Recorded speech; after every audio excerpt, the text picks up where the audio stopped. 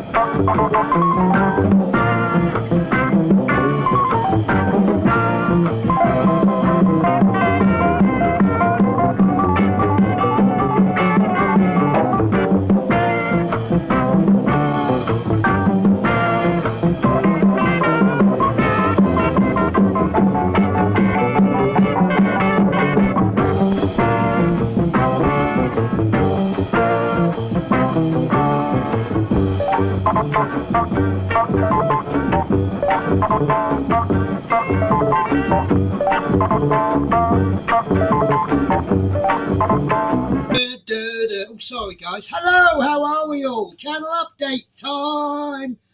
So unusually for me, I have a guest on my channel updates. You can probably guess who it is. It's Natasha. Hello, how are you? So, one comment from me so far. If anybody wishes to join us, there is a link up there somewhere. Click the link. That way. You know, I've had one mouthful of alcohol and I think I'm drunk. No, I had this theory, right? So I'm drinking Alnwick IPA. Now, IPA, this particular IPA, comes from Alnwick Castle, which is where they filmed Harry Potter. Harry Potter is a bit of a kids' film, so therefore, this is a kids' drink by default. So it's safe to drink on stream. So I don't know what's going on with it. I mean, if you're northern, you'll go, that's terrible. There's no head on it. Tastes all right. So what's been happening then? Rescuing budgies. Oh. 6 How many hundreds have you got now then? 11. 11. You are going to become the Lancashire budgie, whatever they call it, place where you keep budgies. They're all cute. Listen, I say this all the time. I don't see what people see in budgies, but I see what they're doing for you, and I think and they do the same for you as my cats do for me. Yeah. And I got home this morning, and my cats were all loving, and doesn't give a crap now. He's gone. They're both gone. I don't know what they're doing. They've been bonny birdies, I must admit. Yeah, Maybe I'll have to show them off later. My cats were just ruining my life this morning when I was trying to film. But now that I finished filming, they don't care. They've gone. So, Crafting Budgie Mama says, "Hi, Crafting Budgie Mama. How are you?" Smith please says, "Hi all." Dominique says, "Good evening." Dominique, you are going to love it tonight. As you know, part of my channel update is unboxing stuff that I have received in the last 3 weeks. And there's a lot of unknown stuff today. And someone is going to get a serious telling off. Not guilty. Teresa says, "Hi all." Anfield Loadout layout in the loft from this moment on known as Anfield says hi, because I ain't saying that full name every time he says a comment. So what's been happening? So since the last channel update, we still have nothing on a Monday. I'm having a bit of a struggle with the Mondays because I decided to move the Robocop and menu part work. ET is coming on a Monday because I don't know how ET is going to be done. The Infinity Gauntlet. Can I change the screen? I hate that view. If you want to. That's the one I like. I know we're smaller, but I like the width. It looks proper. But obviously, if we had 2 people, we could now completely fill the screen full of peoples. So Infinity Gauntlet, they send us 5 issues every 4 or 5 weeks. Robocop, they seem to send us 4 issues every 4 or 5 weeks. E.T. I don't know. E.T.'s only on box number 1. Now, Infinity Gauntlet went 2 issues for the first pack, 4 issues for the next, and then it went 5. RoboCop is now up to pack whatever, 3 or 4, and that's 4 issues. E.T. is only on box 1. So I'm sod it. I'm going to run them both fortnightly. They've been delayed over Christmas, and I have had a moan at them because I've just received last month's pack, which I'm in the process of filming, and I see other people putting the next pack on YouTube, and I'm like, where's mine? So, but what I'm just going to run them fortnightly, and if I end up with a backlog of issues, I can always do 2 issues in one video. Now, the problem I've got is I've got the next issues of RoboCop, and it looks like it's dying down now, and it's starting to build sensibly. So we've got our next 4 issues, and then I've got my look at this, guys. This is issue 1. Nothing to do in issue 1 of E.T., but look at that! E.T. How cool is that? I've actually seen these built, issue 1 and 2 built, right? But that is really nice. So it'll be a case of, here's issue 1, end of video. Issue 2, I think it looks really creepy because you do these eyes, right? But the eyes look really creepy. You've got to put these iris bits in and glue them in with PVA or something like that. Well, you can use any glue you want, but you know why we don't use super glue on clear parts. Do you know that one? Education for you. Why don't we use super glue on clear parts? Because it will show through. Because the fumes will make it go cloudy. That's the one. There you go. Thing. You've learned something today. So yeah, my plane. I think that looks creepy. Once that bit goes inside the face, it'll look all right. But it's just that when you've got these big white eyes that are as big as this, you know, it looks like someone's cut E.T.'s eyelids off. But yeah, that's that. So the problem I've got now is obviously I need to introduce 4 episodes of RoboCop and 2 issues of E.T. So I'm actually going to do RoboCop's going to return on the 5th of February, which is 2 weeks' time. Well, less than 2 weeks.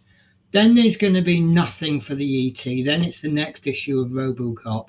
Then E.T. issue 1 comes in. Then it'll go RoboCop E.T., RoboCop E.T. The Infinity Gauntlet's arrived, and it's pretty cool now. It really is cool. Because, yes, so you know we're getting these big, big mama pieces. Well, now they're starting to give us the base.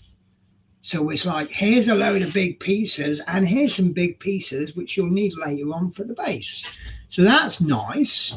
So the RoboCop, I've got to find the rest of the RoboCop first. The Eddie Stobart's arrived. Now, I didn't do last month's issues because I was sorting everything out, and I had enough issues ready to be published. So I thought I'll do them when I come back. And of course, now today, funnily enough, the next issues came. So I've just filmed eight issues over 4 videos. Now, I think I might have cocked up because from issue 123, which is only 12 issues left until the whole thing's finished, I'm going down to 1 issue a week. But I'm a little bit worried if I run out of issues. Love Minis, how are you? Let me do catch up with the chat. Right, so Dominic says, yay, unboxings. Teresa says, hi, Dominic. Hi, Teresa.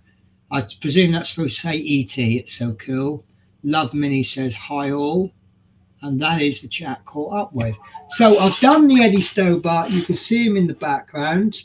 Now, I'm going to be honest with you guys. You'll probably never notice if I don't tell you, but Spirit is not number 1 cat today. She decided to climb up on that shelf.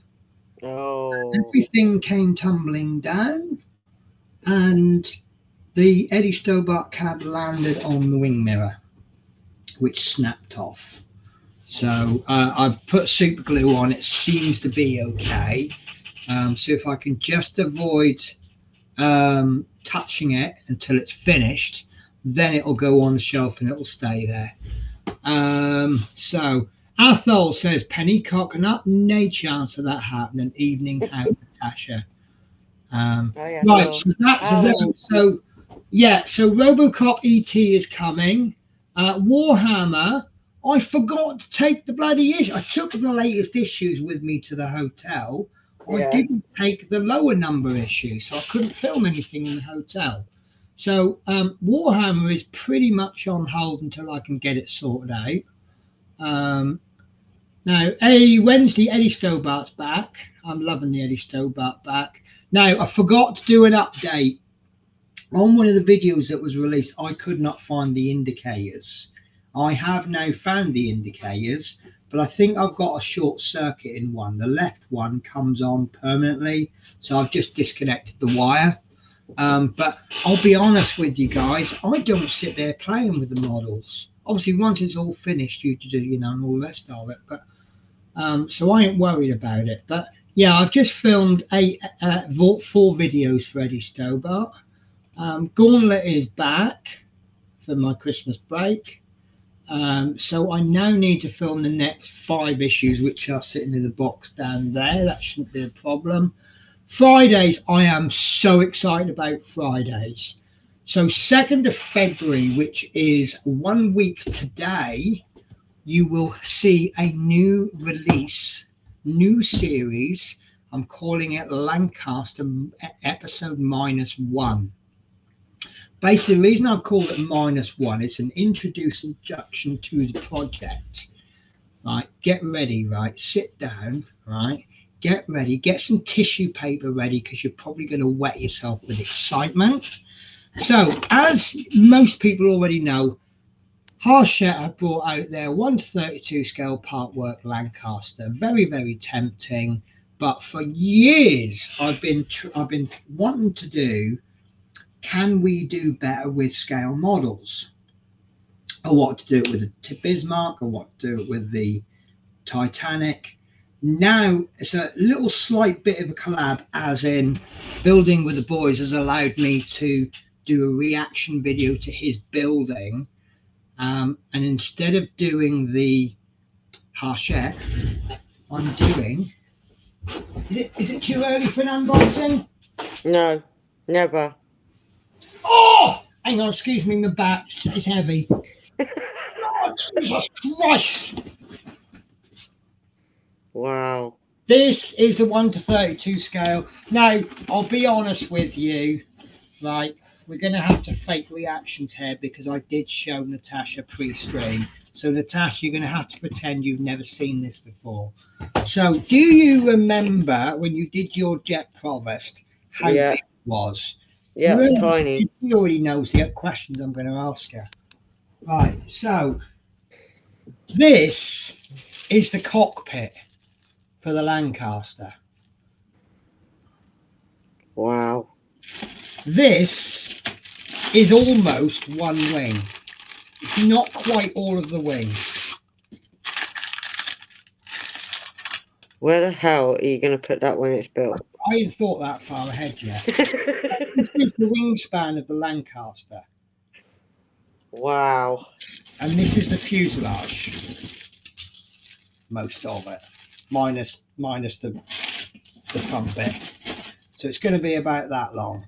So guys, if anyone is building the Hachette run, this is roughly the size we're going to look at when it's finished.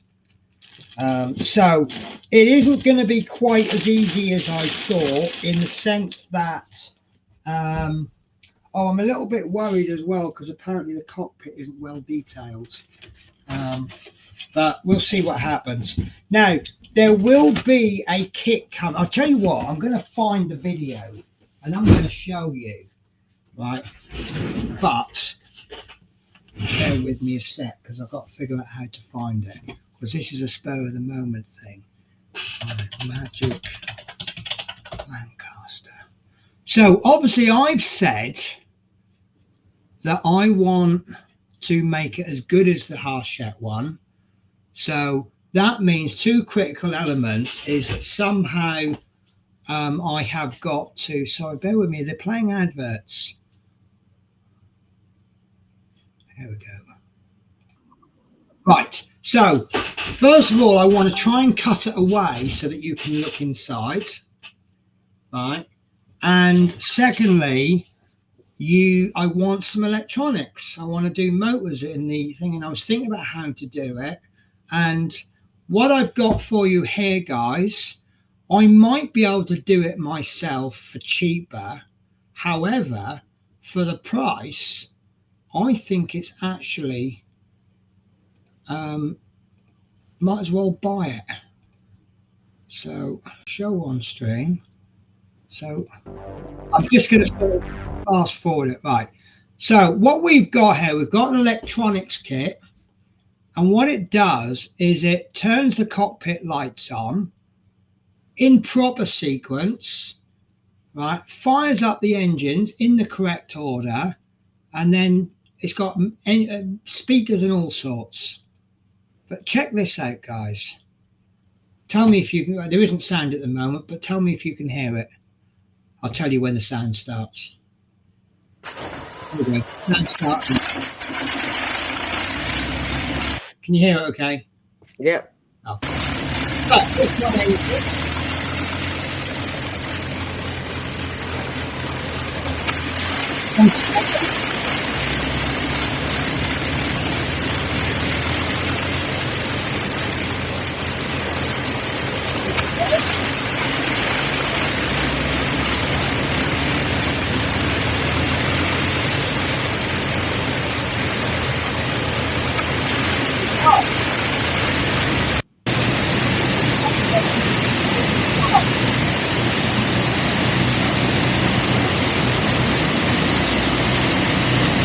how cool is that?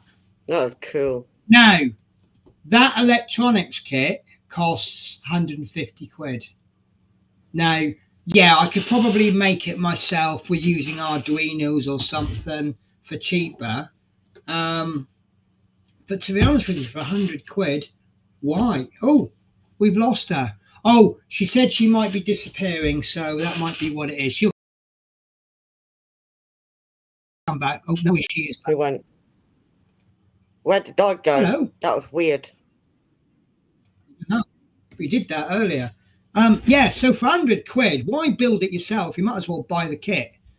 So that's going in. Now, the Lancaster has cost me 300 something quid. I'm a little bit worried it's not as good as the Border Models one. I'm hoping it's as good as the Hachette one. And obviously I've got to buy all the paints, and I've got, now I still maintain that most of making a model isn't skill, it's experience. Once you know what to do, it's not so bad. If anyone wants to disagree with me, they can. But that's so, but yeah, it's, I think anyone can do this, and anyone could, definitely anyone can do this for less than a cover price of the Hachette mag. Now, there is a slight bit of regret in not doing the Hachette one, but what am I going to do with two 32nd scale Lancasters? But as luck would have it, there's a guy on Facebook. He's had he can't build issue 2. It's too fiddly for him.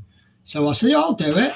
And then he's gone, well, how much do you want? I said, I don't want anything for it, just cover the cost. So I've got issue 2 coming, which I've got to build for him, and then I'm going to send it back to him. So I'll get a little play at building. But my views of that Hachette Lancaster is, it's essentially a pre-painted scale model kit, which is good in the sense that, you know, but it's not, I don't know, it's, you know, it's, you're gluing things together with super glue.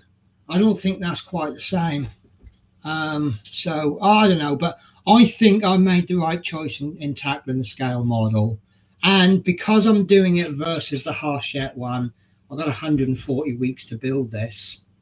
So that's going to be easier for me.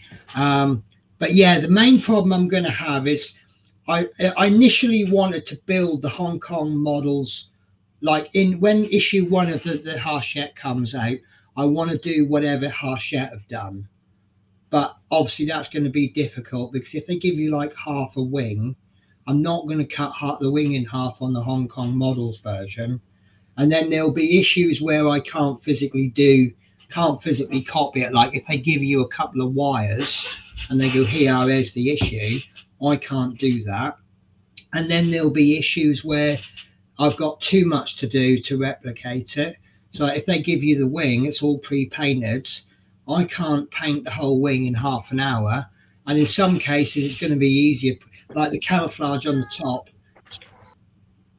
Oh, do you need to disappear? Oh, she's muted herself. Right, okay, I'm just going to do that. Right, yeah, so it's probably going to be easier if I paint the whole thing once it's complete, rather than paint the wing and hope it all matches up. But that's going to be my big project. So let's do a catch up. That's going to be big enough for cats to fly. I hope not. They'll try. Penny, when you finish that Dam Buster Lancaster, ship it to Natasha. Has loads of bare walls. Yeah. Dominic says 1 to 32. Now, I've never tackled 1 to 32. My theory is, well, on the one hand, it's tempting to say it's going to be easier because the parts will be bigger. But then, on the other hand, flip side, it's going to be harder because it's bigger. They can put more parts in. So now they can put lots of fiddly parts together to make a bigger part. So I don't know. We'll see what happens. I might cock it all up. But, you know, it's the effort, isn't it? So Love Mini says, yeah, loud. If you don't do sound kit, how would you get the right engine sound? Yeah, exactly. Ian Fraser says, I've seen that model in real life at Telford Show many years ago. Must remember not to send that to Terry at Little History, as he will probably chop his fingers off with them engines. Yes. Now, the Hachette one, my experience with the Spitfire is, because it's a metal propeller and it's a really good motor, it really does, it's smooth. And I always say, I joke and I say you can chop carrots with it. It's that fast. And it's metal and it spins fast. Now, the Lancaster propellers are going to be smaller than the Spitfire, because the Spitfire is 1 to 18 scale.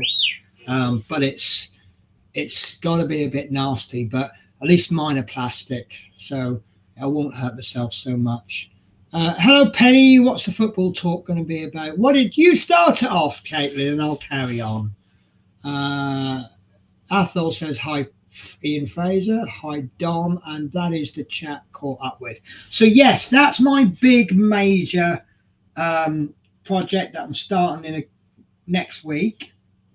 So I'm calling next week's issue -1, or am I calling it issue 0? Right, yes. So it's going to be basically talking about the project, introducing it.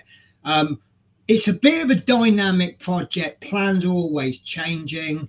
You know, blah, blah, blah, blah. Ideas are coming in. So the video might be slightly out of date. I can't remember the contents, but it might be out of date as I'm thinking up new things.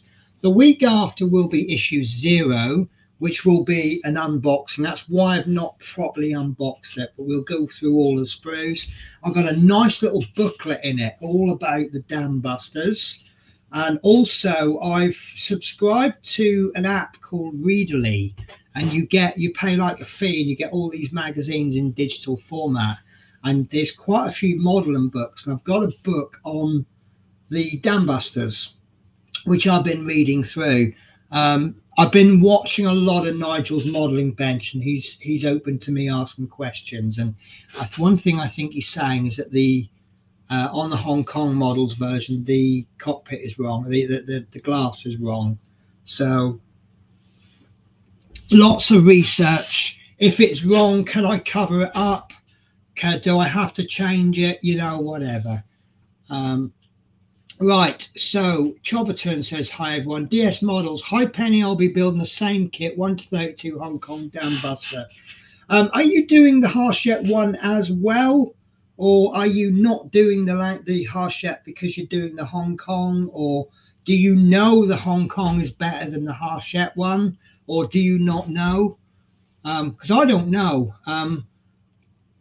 They've been one of the issues was dihedral of the wings, and Harshett has given their usual answer, declining to say yes or no. But they've said that it's always in prototype production. They're going to look into it. I think they've already designed those wings. However they've designed it is how the final model will be.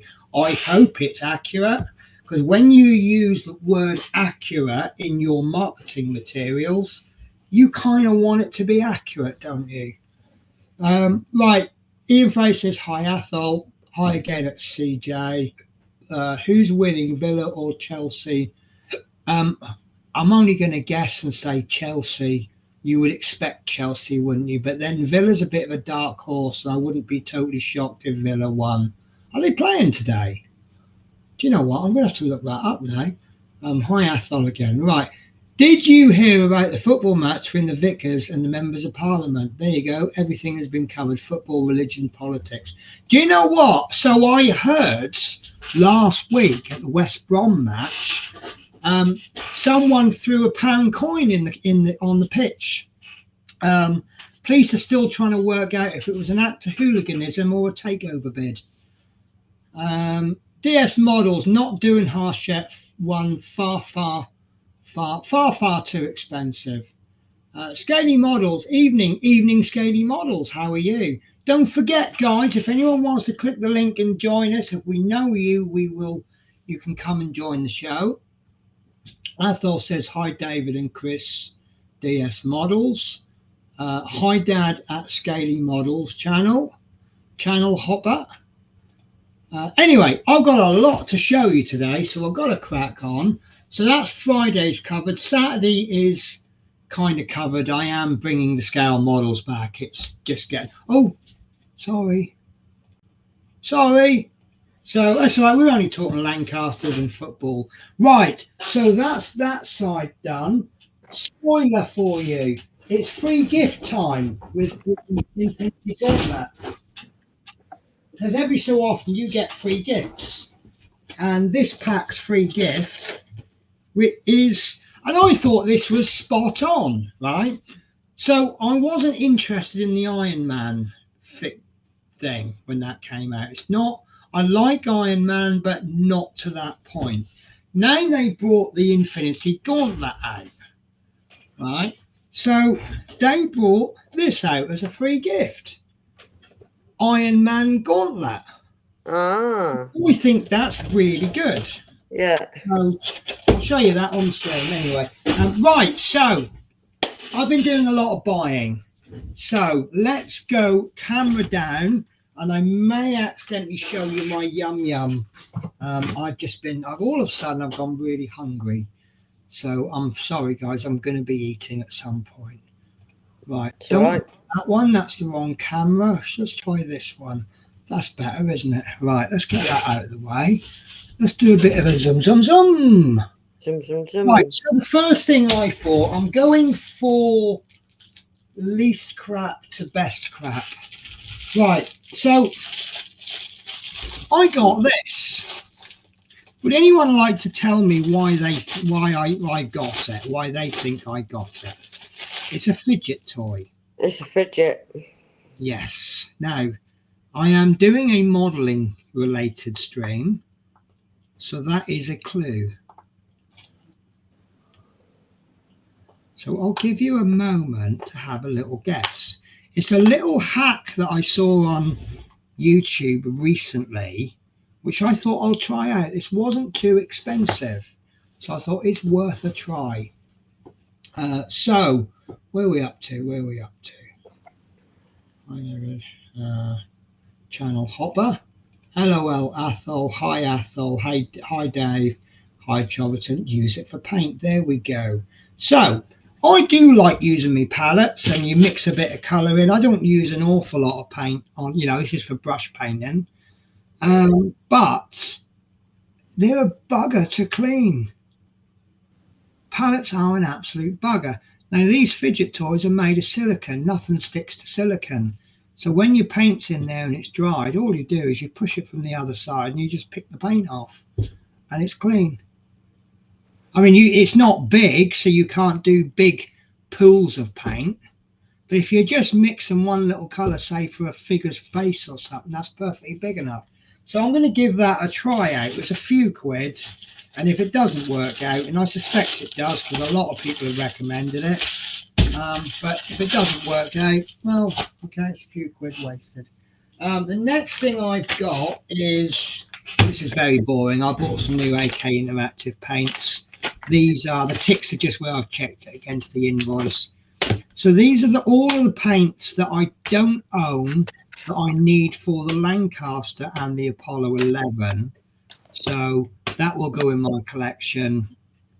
I'm quite intrigued by this one, 11028 Smoke Black. Now, we've talked about black, haven't we? Yeah. And we talked about rubber black. And I think the AK Interactive Rubber Black, it might be one of my favourite colours. It's really, really nice. But this one is called Smoke Black. So I'm interested to know what the colour difference is between black and rubber, whatever it's called, rubber black. So yeah, but these are what I think I need for the Lancaster. They're all done via conversions, converting one manufacturer's paint to another, so they might be a little bit out. The other thing I bought, and I'll probably do a video on these, AK Interactive primers. Now, I like my primers. I use Stylorez, and it's really good. Give it a shake, fling it in the airbrush, it goes. It's lovely. And I own one missing at the moment, but I've got black, grey and white. Now I've seen a YouTube video on this, and this is paint like. It's a thick paint. It is not airbrush ready. You need to thin it down. So that means instantly that this bottle, which is £7.50 for 100 ml, I've actually in effect got £7.50 for 200 ml. Maybe even as much as 400 ml, because this has to be reduced. But the main reason I got it is primers like this are absolutely no good for brush painting. Now, I can and often do use Citadel paints. They work really well as a primer, but these have really good coverage for using a brush. So I've tried the black, grey and the white, which I know I'll use them, even if they're not what I want. But they've got loads of different colours, and I've never used primers that are not black, white or grey. In fact, I'll be honest with you, I don't know why I buy grey primer. When you buy white and black primer, why do you need to buy grey primer? So you're mixing it. Yeah. Come on, we're putting everything here, aren't we? So the last toy that I bought is this. I've been looking for, oh, don't fall over. So I've got a big pile of stuff. I've been looking for a magnifying lensy thing that everyone I bought, because I wear glasses, I can't get on with them. Right. I had a quick play with these, and I do say quick play. What am I looking for? And these seem to do the job. See, a lot of them, they're like glasses with lenses on, and you wear glasses over glasses. It's really not comfortable. So I got this. I got it from Amazon. Doesn't come with the batteries, which is a bit disappointing, but it's got your little light on it, and it's actually not too bad, except that's gone all loose. So yeah, and it does go over my glasses. So I may have found the magnifier that I've been looking for. So, but it's a bit loose. I wonder if it's. Oh, there you go. That's all right. It's got yay. So it's got a little. It's got a little adjusting nuts on the side, so I can tighten that up. There you go. So, and it adjusts at the back. So I'll be giving it a try out in the next couple of weeks. So Magic glasses. So these look like I mean, they feel very, very cheap. They feel like some 2-year-old slave Chinese person has made them in exchange for half a meal for the day's work. But I don't care about the quality so long as it does the work. I mean, I'm not going to be flinging them about. But yeah, they look like they're all right. So of all the things I've been looking for, but I bought them, and then I'm watching. I can never pronounce his name. Barbatos Rex. He does a lot of reviews, and you know what he does? He buys those reading glasses. You know the reading glasses you can buy from like Poundland. Yeah. Right. He buys them, and they're just as good. And I'm like, what a good idea. Because if you get the style of glasses, because I've got a friend who does this, she needs glasses, but she just needs them for like reading. And she buys 2 pair of those glasses from Poundland, same style, pushes the lens out of one and put it in the other, and she's got a perfect pair of glasses. Yep. I mean, you can't go flashy and get bifocals or anything, but I'm like, yeah. So I might give them a try as well. So Athol says that he's got it and it works brilliantly. So fair enough. Smoke Black is a greyish black. I guess it was a greyish black. Is paint acrylic? Yes. I am getting into non-acrylic soon, but I've got to build my spray booth. I'm hoping to build my spray booth this week. Oh, something that you can't see. Big thank you to Little History and Horlicks and a few other people. I don't know what I've done, but since I'm that's not very nice spitting at her, is it? You've been doing that a lot today. I know admittedly once was when I ran your tail over with my chair, but he has still been spitting a lot. Sorry, he's spitting at Spirit. So I might have to pick her up and cuddle her and then look at Shadow and say, you could be having this, but you're holding. You do that? No, I don't. I can't do favouritism. And you're not. So if one bird's picking on another, you can't. No, I just tell them both to behave. All right, fair enough then. Fair enough. Is that like having kids? I'll bang both your heads together. Yeah, exactly. Yeah, fair enough then. Anyway, I forgot what I was saying now. What was I saying? Horlicks. Yes. So since I moved the computer from over there to there, funny things are not working anymore. My USB 3 ports don't seem to be working. Now I did have one monitor plugged into the graphics card, one plugged into the built-in HDMI port on the PC, and one plugged into the USB. Now the third monitor stopped working properly. I couldn't get the resolution I had before. And I thought, that's all right, I'll put up with it. I've still got 2 monitors. And then the day before I go back to London, the other one starts playing up. Not as bad as the first.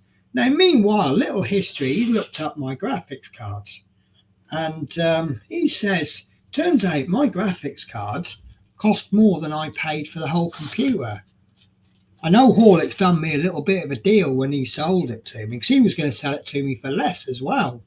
Because he said, as I know it's going to someone that will appreciate the computer and will get good use out of it, I'll knock. And I said, no. I said, you're already giving it to me for a cheaper price, and you can't lose out on money just because I'm friends with you.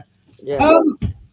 Careful, because those will collapse. Don't even think about climbing. In fact, yes, you run. It's the only way I can tell them off humanely. I would clout them round the lug, but that is a bit cruel, isn't it, with cats? And also he's playing, so in his head he's not doing anything wrong. So can I give him a clout of the lug? Anyway, so yeah, Little History had said, basically, my graphics card can run like 4 or 5 monitors, but it's only got one HDMI port. And he says, basically, what I'm doing is I'm getting Usain Bolt to do a brisk walk. And obviously, if I make my graphics card work harder, the computer doesn't work as hard. And so I've ordered 2, what do they call them, display ports, because this graphics card's got 1 HDMI port and 3 or 4 display ports. And it's wonderful. It's absolutely wonderful. Absolutely smashing my monitors are now. So I'm happy with that. So obviously you can't see the cables, but I can feel the benefit of it. So what else have I got? I'm waiting for a certain person to hopefully come in because I want to give them a bollocking. I don't know who that could be. No, who could it be? Right, I don't know. so I've been ever so naughty. Right, I will take a bollocking off everybody. Yep. Right. Got Now, my New Year's resolution was to build more than I buy. And things were going very well for the first 5 days of January because I built 2 kits and didn't buy any. But I found something. So this isn't going to be an immediate project. What do you think of that, guys?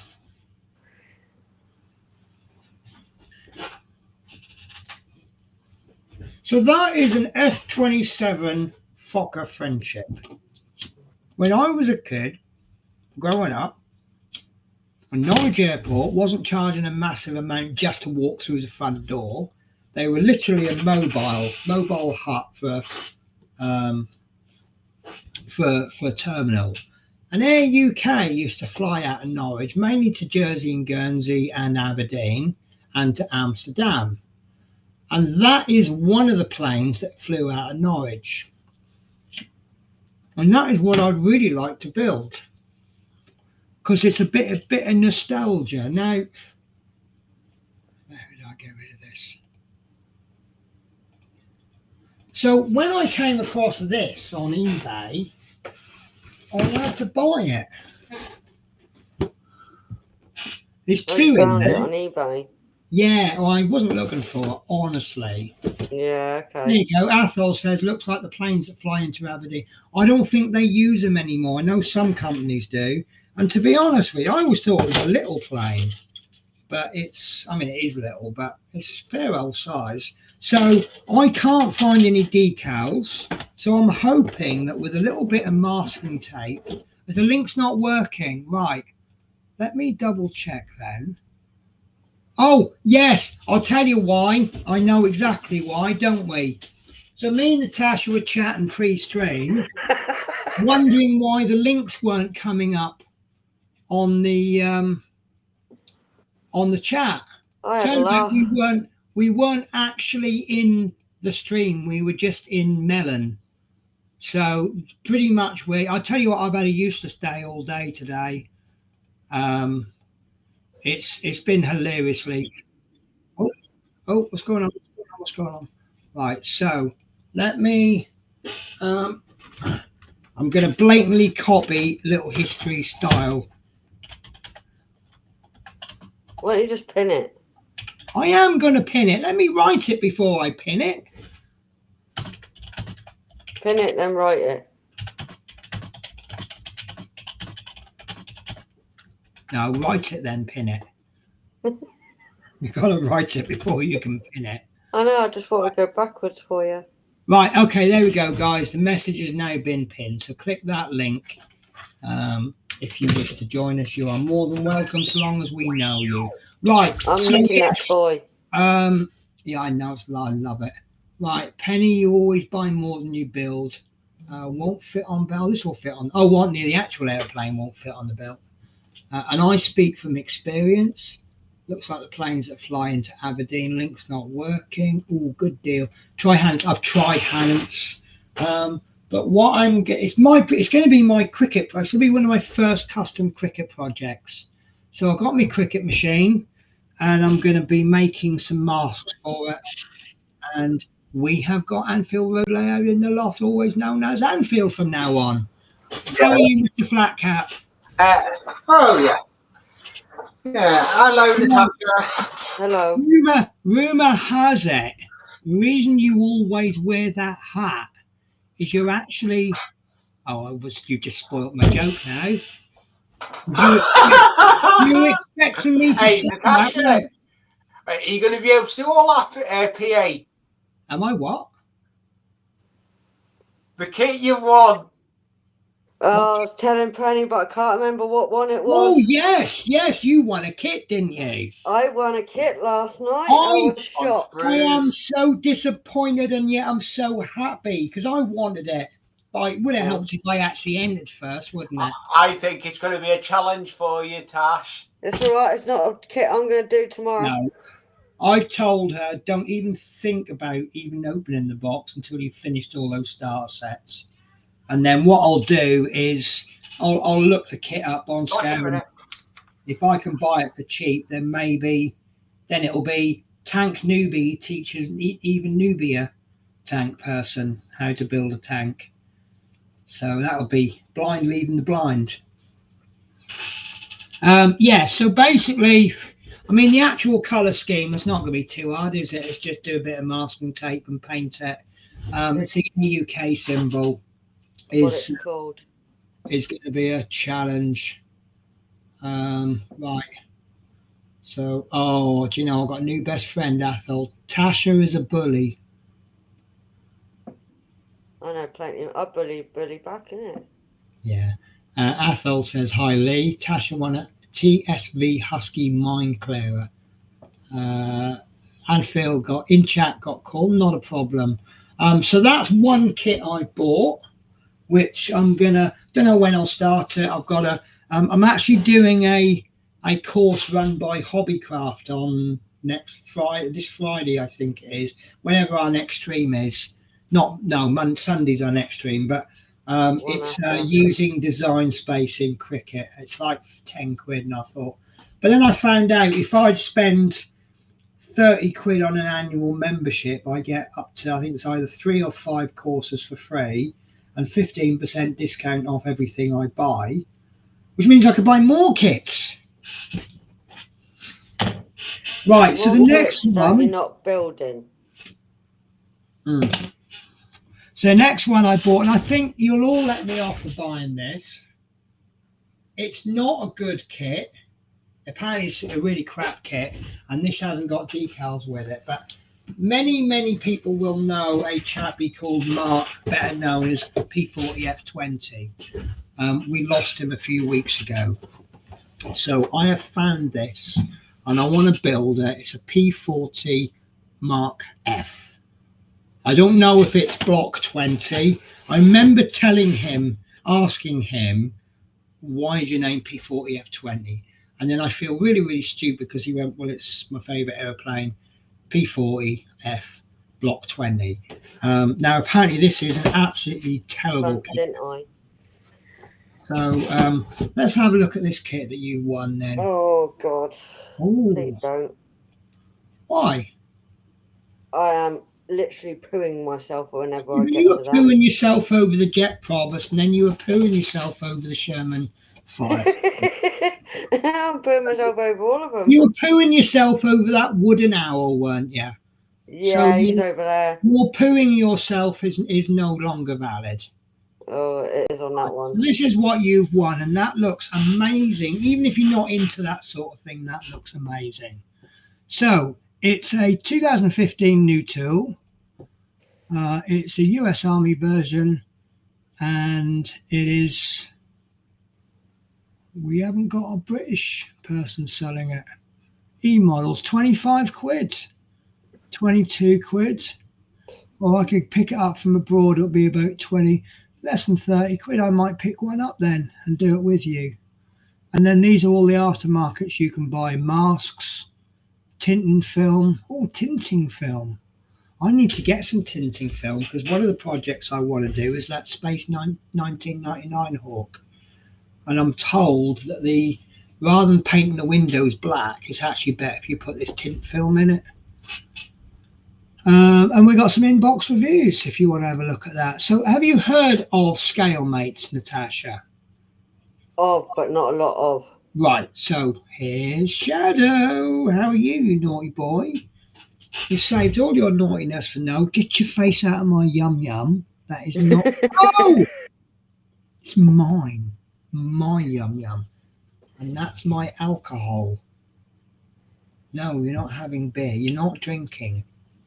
You are not 18 years old yet. You are not drinking. Yeah, so I might pick that up and do it with you. Maybe we could organise a group build. Mm. It's a shame I can't get this regular day off. And we could have like Tuesday night group build or Wednesday night or whatever day off group build. Well, that'd be pretty cool. And it's pretty much all the same colour, so you got a bit of an advantage there. Yeah. And it's bigger. It's a bigger scale.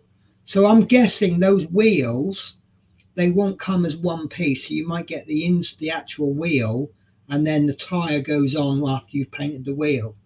And you probably, Yeah, that's what I've got a funny feeling of. I wouldn't be totally shocked if that you'll find that easier because it's bigger. Could be. I mean, you'll still get some tricky bits, but yeah, I think you'll like that. I think I'm happy to. I just shocked that I actually won it because I weren't going to put myself in for the draw because I hadn't been in that little group for a long time. I was going to let the others do it. I think I speak for Sprue when I say, even if you're a first-time viewer,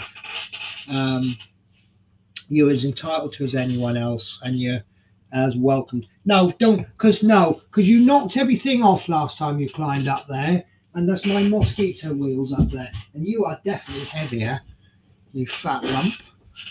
Right, yeah. So what else have I got? So,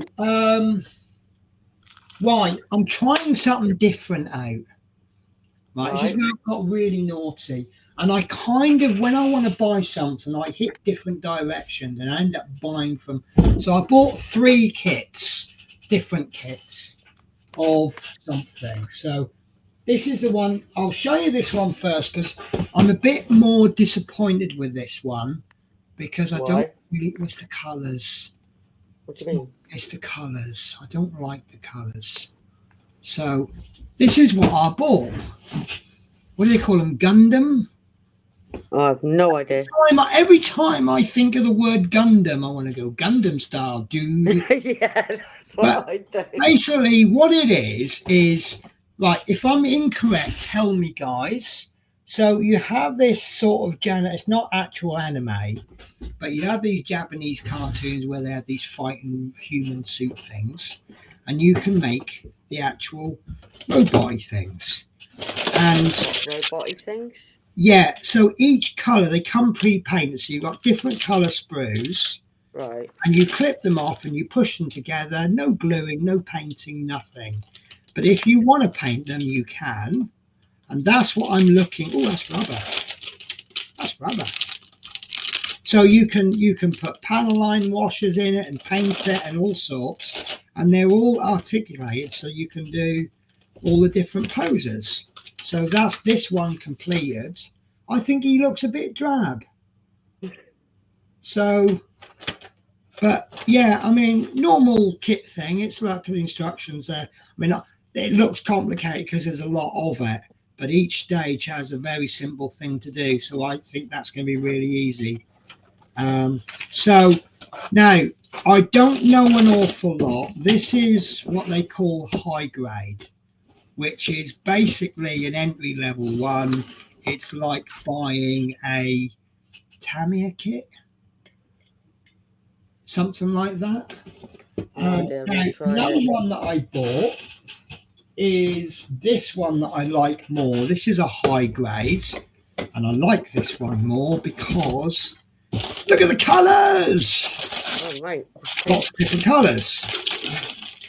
And to be honest with you, they all look the same to me. They're all just robots. So I thought I'll just build the high grade one. Now the last one I've got, I haven't opened it because it's taped up. But this is real grade, which apparently is more detailed. Oh, she looks cool. Look at the box difference. And this is about 2.5 times the cost. So I'm going to open this up and we'll have a little ganders of it. Now, what the plan is, and I might be running before I can walk, this one, I'm just going to make it. Then we'll have a look at it. Is there anything I can do? Panel lining it, paint it. Can I take it apart and paint it? You know, whatever. This one, the plan is to actually paint it and assemble it. Whoa! That's not bad. First thing you see. Now you see that. Once I get into my lacquer paints, that's going in a big old bowl of bleach, and that's getting resprayed. Yeah, look, you got look at all these sprues. This, I think, oh, they're wings, clear wings. But it really depends how well it fits, because just about everything I've ever bought that's push fit connection has seam lines. So obviously I want to fill it and sand it and paint over it. But yeah, that's what you're going to end up with. But this one's really expensive. Well, I say really expensive because I'm dealing with scale model kits. I think 50 quid for a kit that you just push fit connection and don't paint, I think that's rather a lot. Because I'm not saying this about these, but as a scale modeler, push fit connection, don't need to paint it. Well, that's kind of reminiscent of Airfix Quick Build, which is Child's, isn't it? Introduction into it. So I'm kind of comparing these expensive Gundam kits with Airfix Quick Builds, which is, if you're able to glue aircraft together and paint them and do them to a good style, is it fair to say that these quick builds are a bit of an insult to your abilities? Is that being unfair? I mean, there's a place for push fit kits and kits that you don't have to paint, but that place isn't experienced modelers who win awards at shows. So Love Limmy says people do go crazy. Yeah, it's a bit of a wormhole. Once I opened it up and I'm looking at things, YouTube.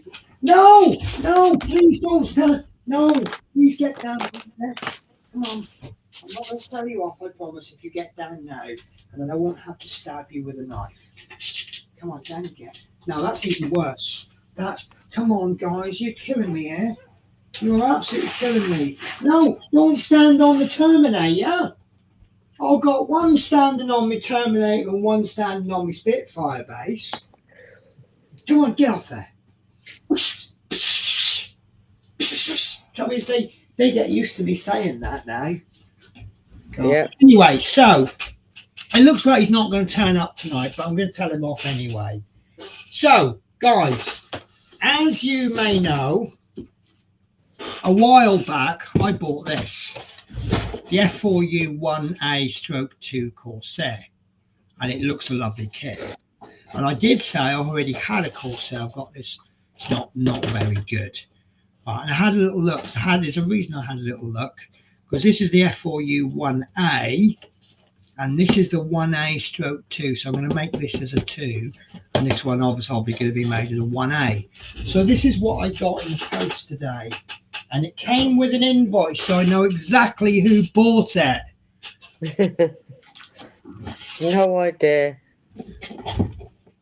Someone's been very, very naughty. So this is the F4U-4 Corsair late version. So I will be building 4 Corsair. No, Shadow, when I say get off, I don't mean get back on when I'm not looking. Come on, guys, both of you. No, see, I told you, didn't I? Yeah, see, nearly had that off the shelf. You off now. Come on, don't just sit there looking at me. No, don't do the cute face. It doesn't work. And you know what? No, it's always the cute face. She's doing cute face. Butter wouldn't melt in your mouth, would it? Come on, this way. Come on. Come on. I tell you what, she is getting big. She's only about an inch smaller than Shadow on the back. When they stand side by side, she is only about No, don't run off. I'm going to cuddle you. No, don't. No. Stay there and let me cuddle you. Oh. See, I'm going to annoy you now. But she is huge. She's 9 months old. Okay. All right. Go on then. Run off then. That way. Not that way. That way. So little bugger.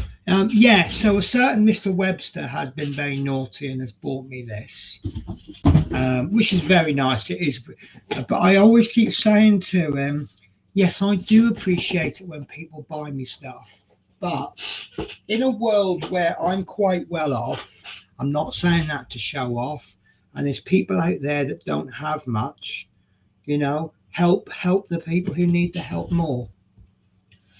Right, so I have got 2 parcels left. I haven't opened them. I don't know what's in them. They come from Amazon, so they could be anything. Now I am blank. I think these 2 have come from the exact same person, because the way the address is written is exactly the same on both. And the way that they put my name in lowercase, so I'm convinced that whoever sent me these sent both of them. Now, I'm going to open them now. So, and I think I know who sent them. Now I know who sent. Well, I don't know who sent them, but whoever watched my last stream at home, one of those people have sent these. Because I said on my last stream I've run out of cocktail sticks. So I know someone who's watching my last stream. And then I don't know what's in this one. This is not cocktail sticks.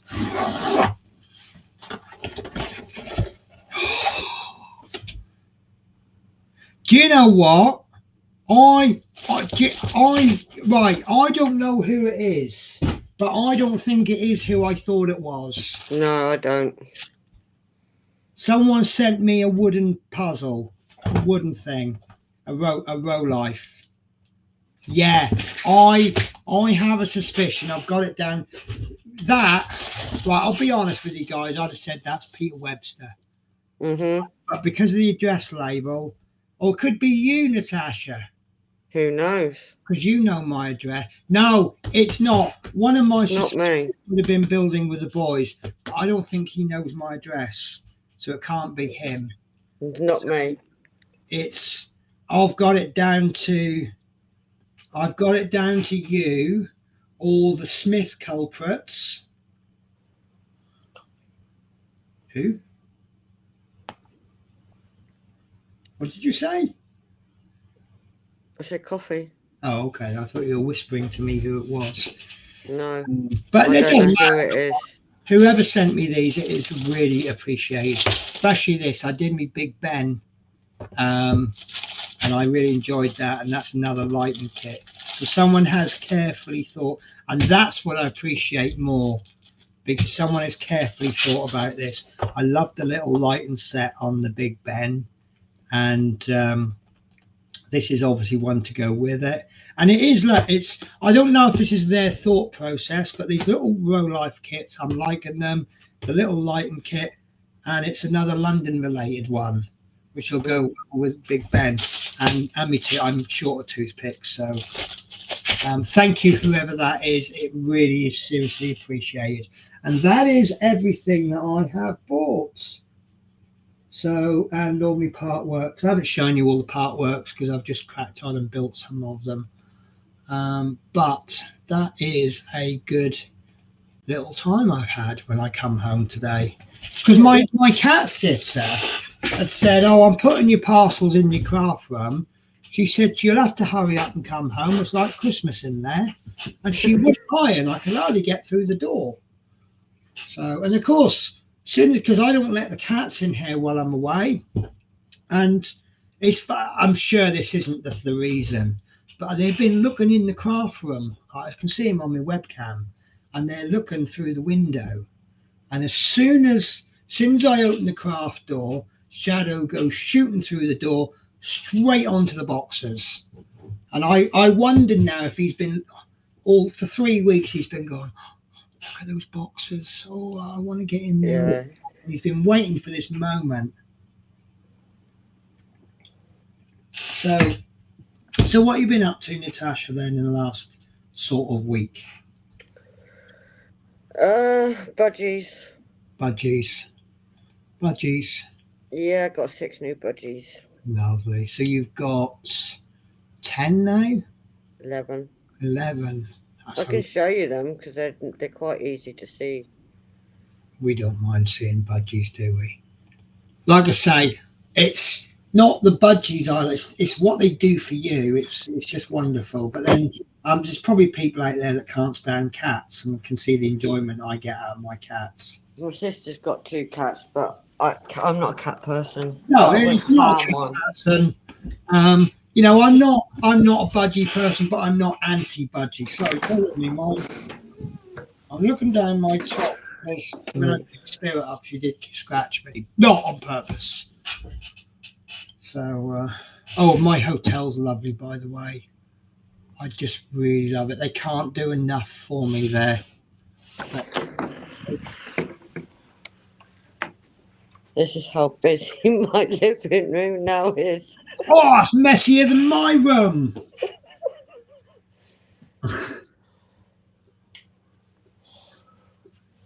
That looks quite homely, actually.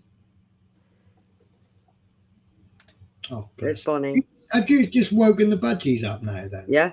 Oh, bless. That's one of your new ones, isn't it? Yeah. Because I don't recognise the colour. I mean, I do recognise the colour from the pictures, but... Oh, hello. That's Buzz. Buzz. What, as in Buzz Aldrin or Buzz Lightyear? That's right, yeah.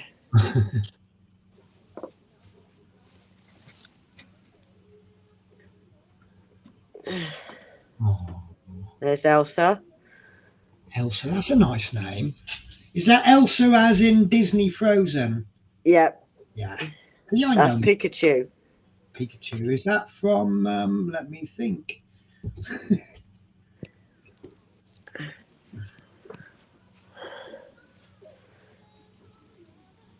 Where are you? Is that a dressing gown used as a cover? No, it's my quilt cover. Old one I don't use. There is a baby there. Does that keep them super warm then with that quilt cover? It keeps them warm. Is there such thing as too warm for the budgies? Yeah, that's the youngest.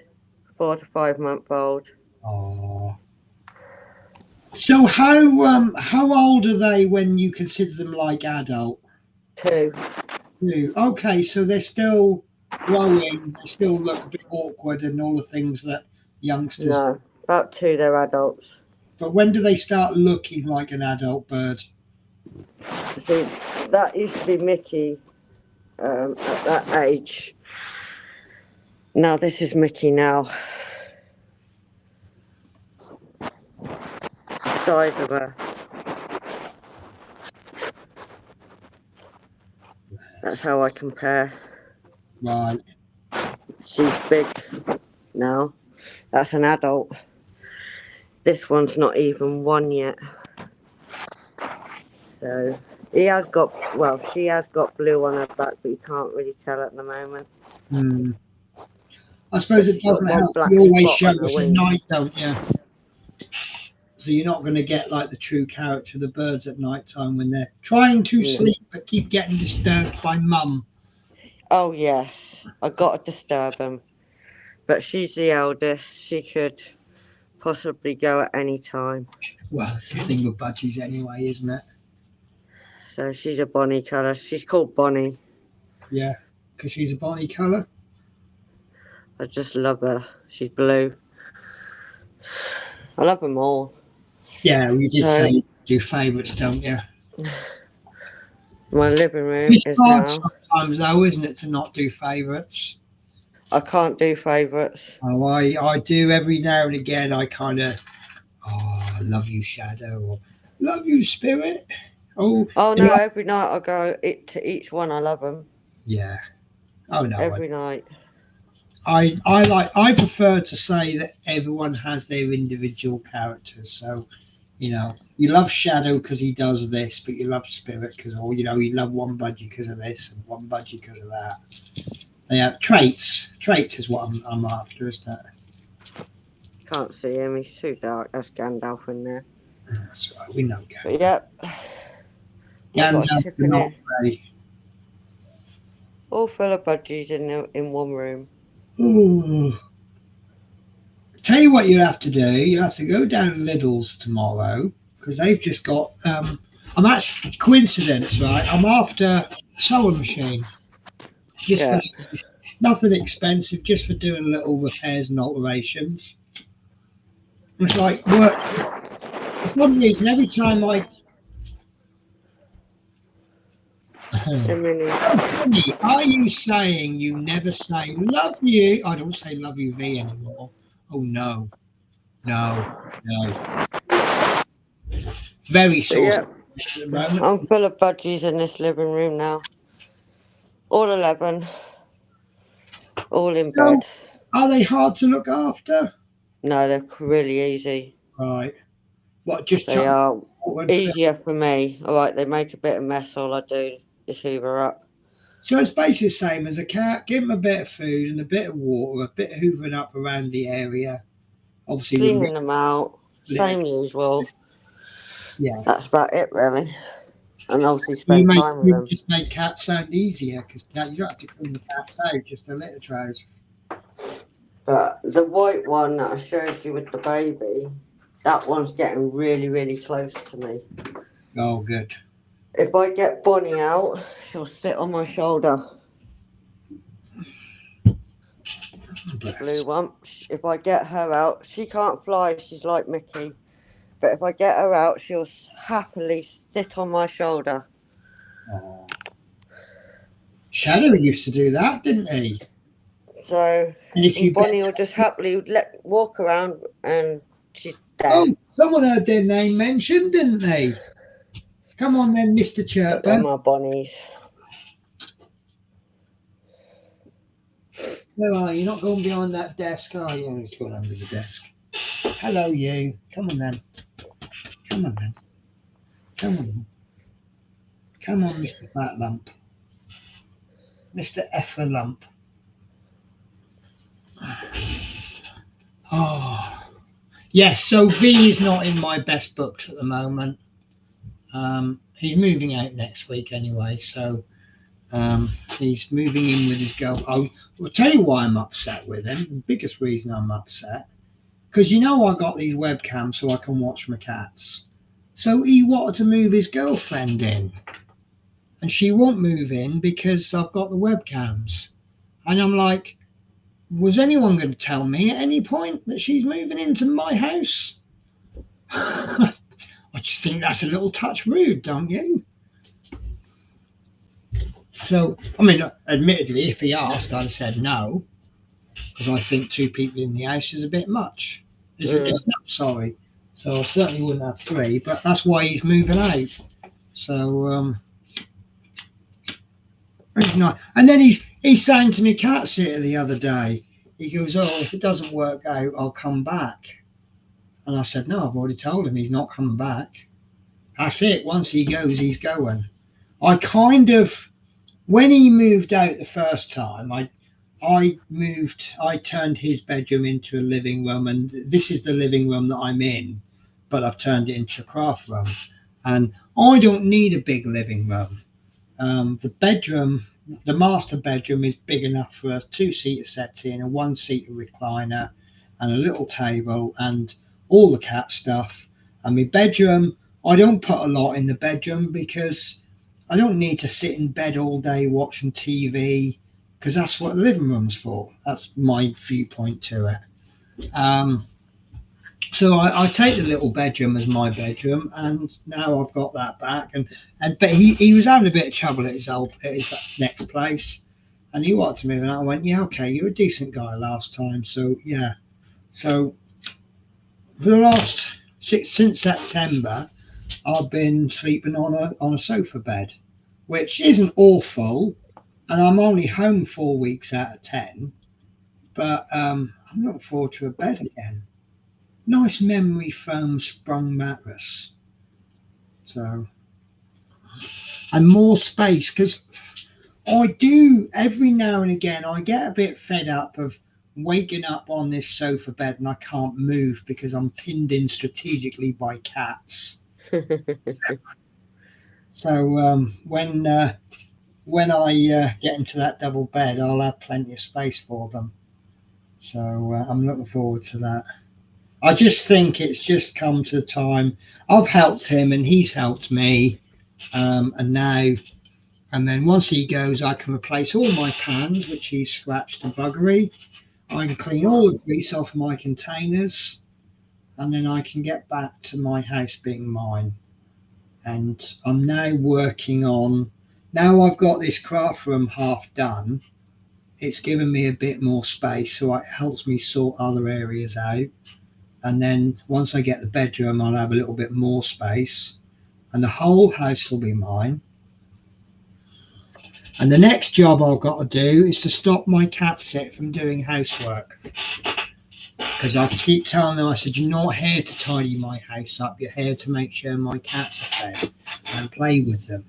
I feel a bit bad when people come in and do that. Love Minis said earlier on, I think I missed this one. What is in Natasha's cup smoking away? Officially, it's extremely hot coffee, isn't it? It's not sitting next to your ashtray at all, is it? Nah. Athol says quick fits are geared at beginners, whereas Gundams are geared at robot mechanized warriors that use a different type of plastic. Okay, I am corrected, but I'll find out when I do this kit, won't I? So I'll do. I don't know. See, so I'm doing this Mojo. That's what I meant to mention actually. So Sunday is now become Mojo builds. So every day that I've not got, every Sunday that I've not got a channel update, or I haven't got something else that I want to put in, I'm going to do quick build. Like when I say quick builds, I mean like I did the Airfix Mary Rose, which is a quick chuck together kit. It's actually not going to quite be Mojo builds. It's going to be specific little builds for a purpose. So, for example, if I want to have a little go at a car, I might go and get the Airfix starter set for the Bugatti Veyron, because I know I'll get a half decent kit and I'll see how they go together. I am planning on, I'll be back in a sec. I'll show you what I bought myself for Christmas. Well, there's a lot of things I bought myself for Christmas. I keep forgetting I already bought myself a Christmas present and end up buying another one. So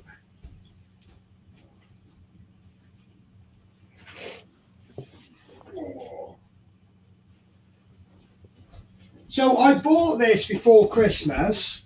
I couldn't bring it back with me last time because I'm trying to slip it in without anyone seeing it. Well, I think it's too late now.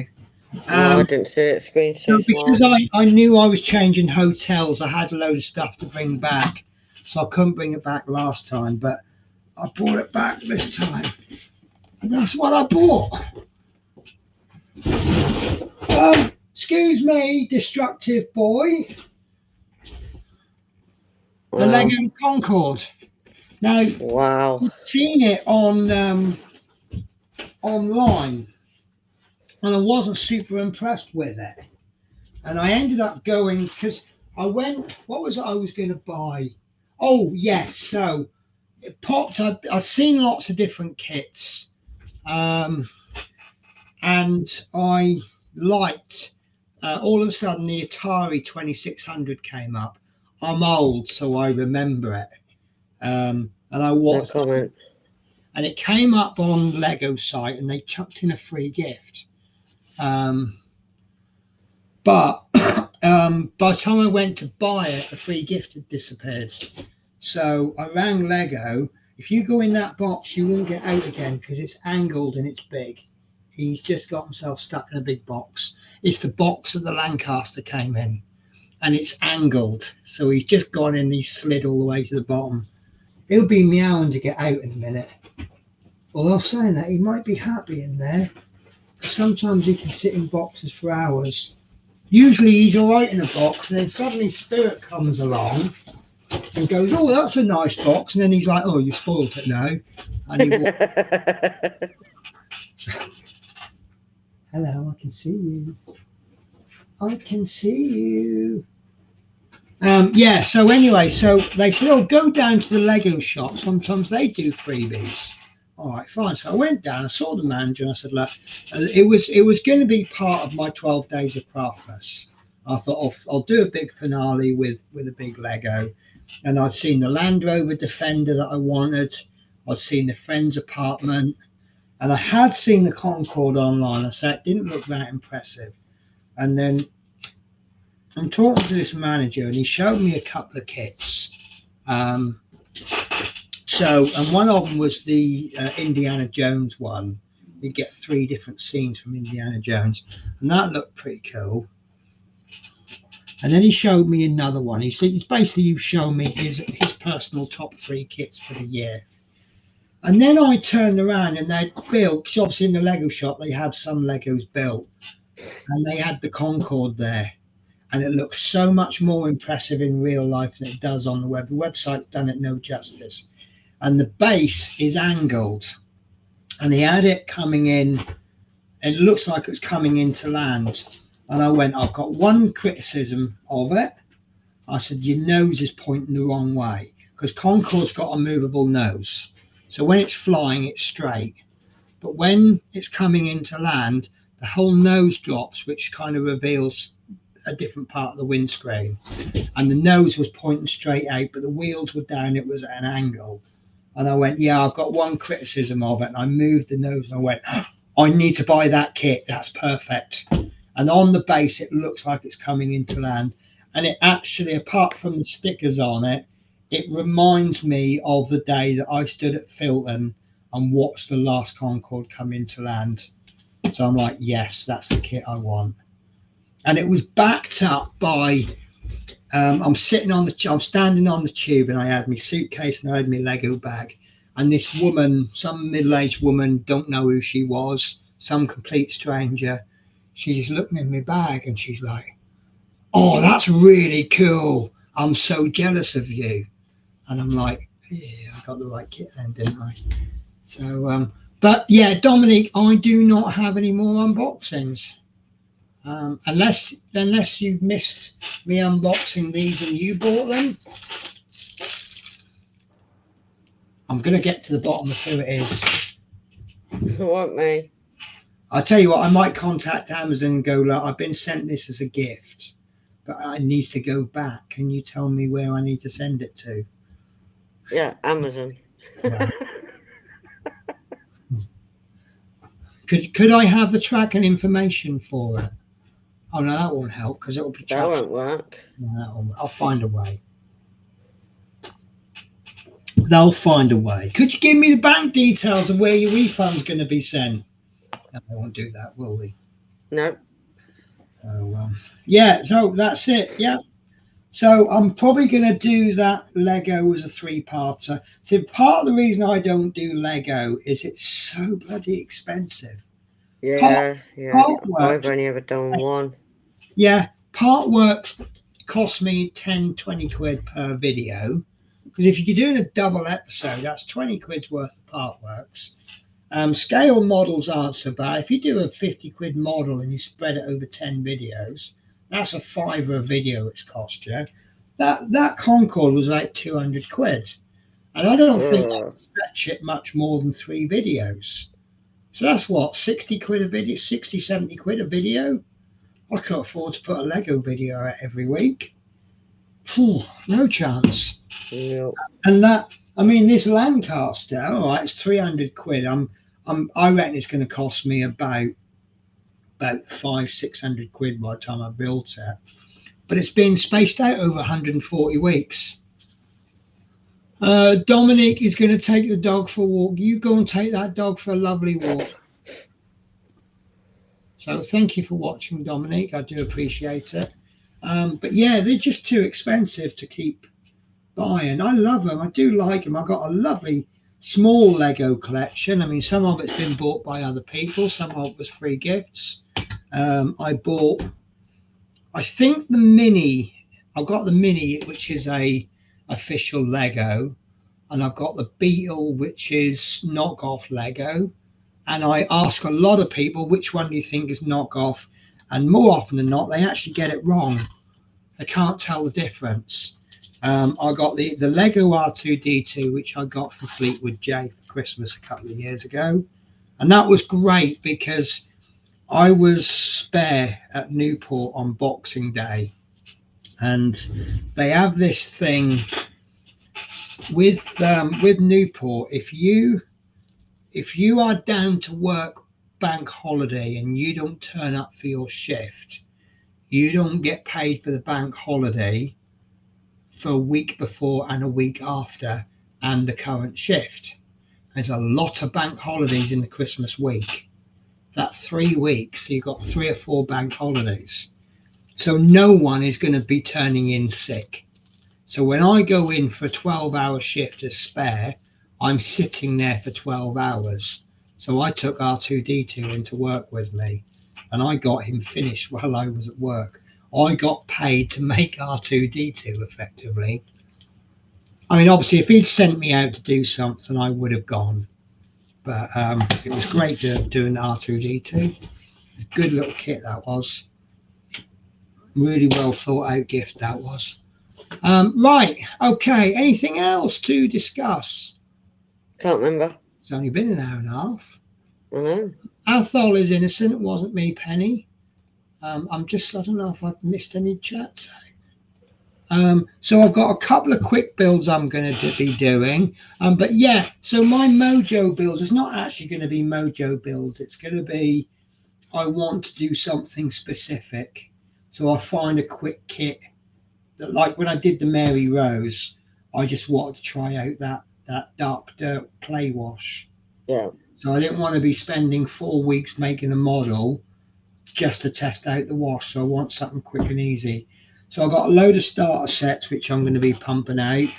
But I think I'm going to do that Lego between the 4th of February and 18th of Feb, because that's a nice little 3-week block that I can do.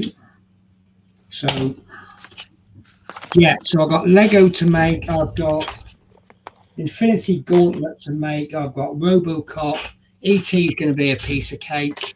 Because, like I say, issue 1 is just, I wonder, do you know what? I'm right. So people have talked about the scale of this.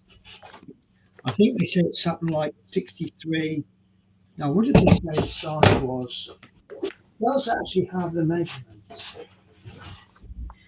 I think people are saying it's like 1:3 scale or something like that. It's 65 centimeters tall, which is about that big. Right now, when you take into account in the film, he was surrounded by little kids, which weren't that much bigger than him. So I reckon he must be, I reckon he's 1:2 scale at smallest, maybe even less than that. Because if he was that big, surrounded by adults, and now he's this big, yeah, it was Shaggy. Wasn't Shaggy. I know it said it wasn't him. So I reckon he's not far off actual size, you know. 65 centimeters. I'd like to know how big he actually was, because like I say, he was a little bit smaller than I believe Drew Barry. Oh, it's a poster. That'll do, won't it? Do you know what? That might be actual size, actually. I've just measured it. It's about 60 centimeters. That might actually be actual size. So that'll look good sitting behind him then, won't it? Yeah, something else I can run off with, isn't it? So Drew Barrymore, I believe she was 6. She's a big grown woman now, isn't she? Middle-aged woman now. But I think she was 6 when E.T. came out. Yeah.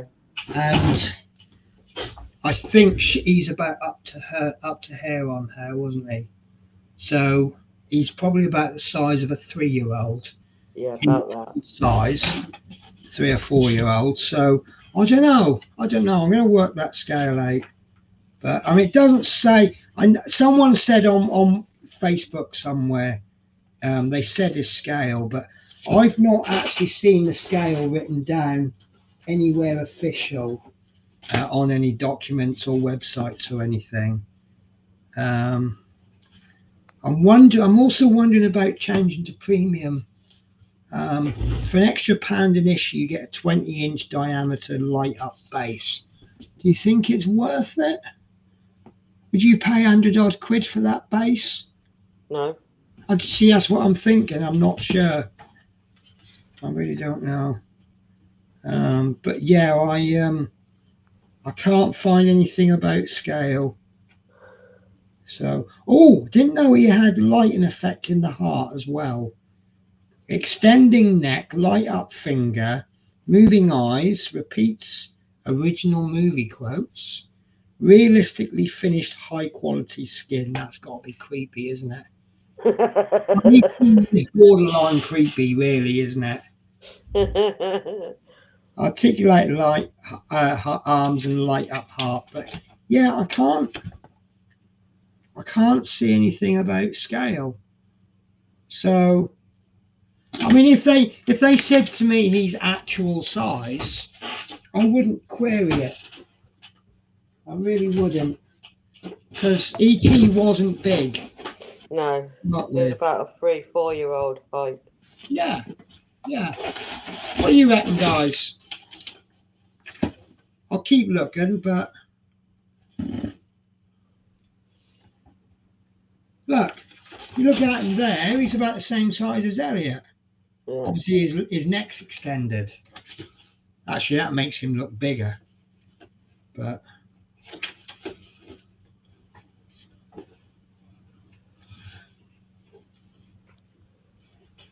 Google how tall was he supposed to be? well, I know he's only got little legs because that's what E.T.'s short for. Yeah. Da-ba-bum! Did I tell you about my childhood disease I had? No. Yeah, it meant I had to eat dirt 3 times a day, otherwise I'd die. And I was so grateful for my big brother telling me that. Ba-bum! Oh, I thought that was really funny when I heard that joke. Not impressed. I didn't get it, like I normally don't. So my big brother's told me I've got a childhood condition where I have to eat dirt 3 times a day. Yeah. There you go. Love Mini says E.T. Robot was 2 feet 10 inches. Guy who played him was 3 feet. So 3 feet is okay. Work that one out. Echo. What's 3 feet in centimeters? 3 feet is about 91.4 centimeters. Right, 91.4 centimeters.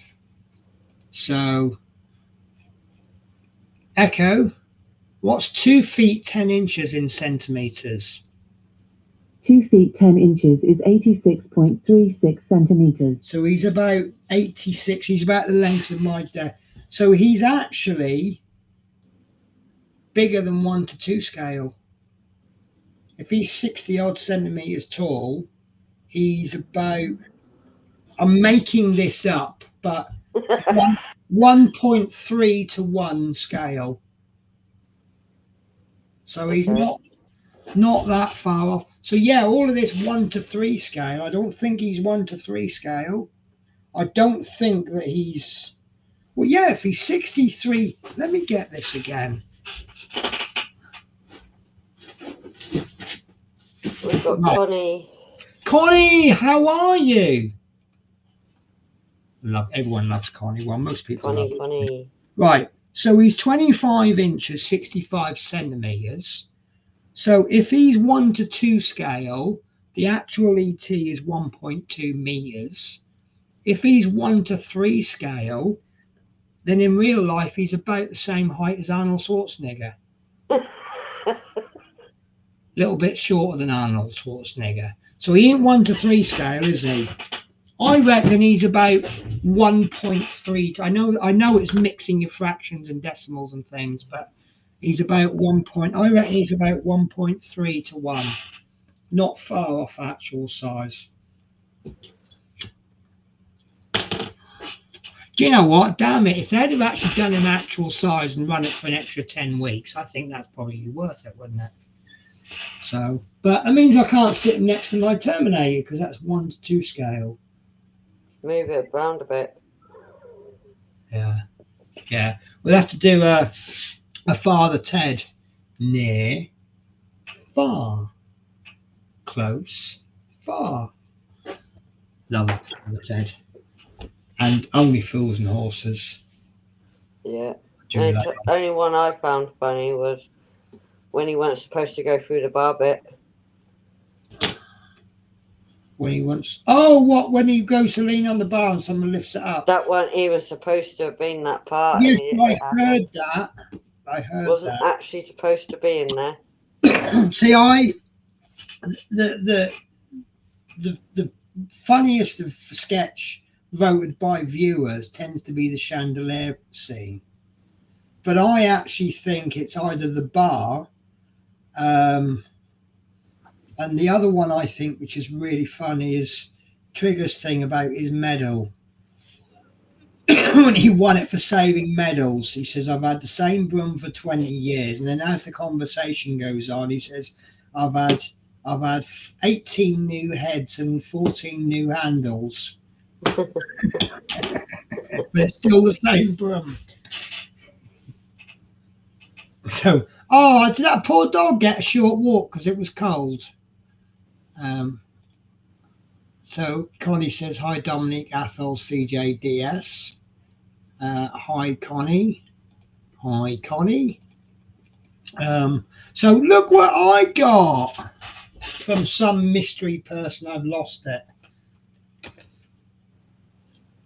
I might take this to London with me, actually, along with my B29, which is a very treasured Christmas present.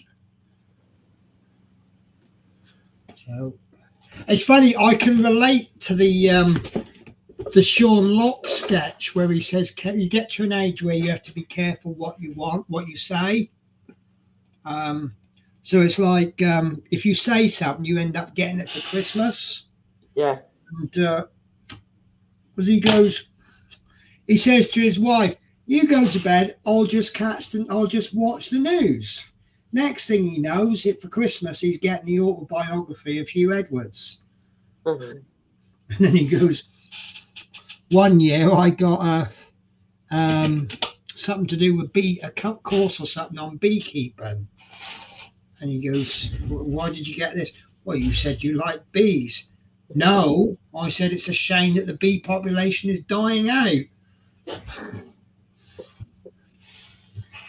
You go on a ferry and you go, "Oh, nice view from here." Next thing you know, you're being sent on be a ferry captain for the day course thing.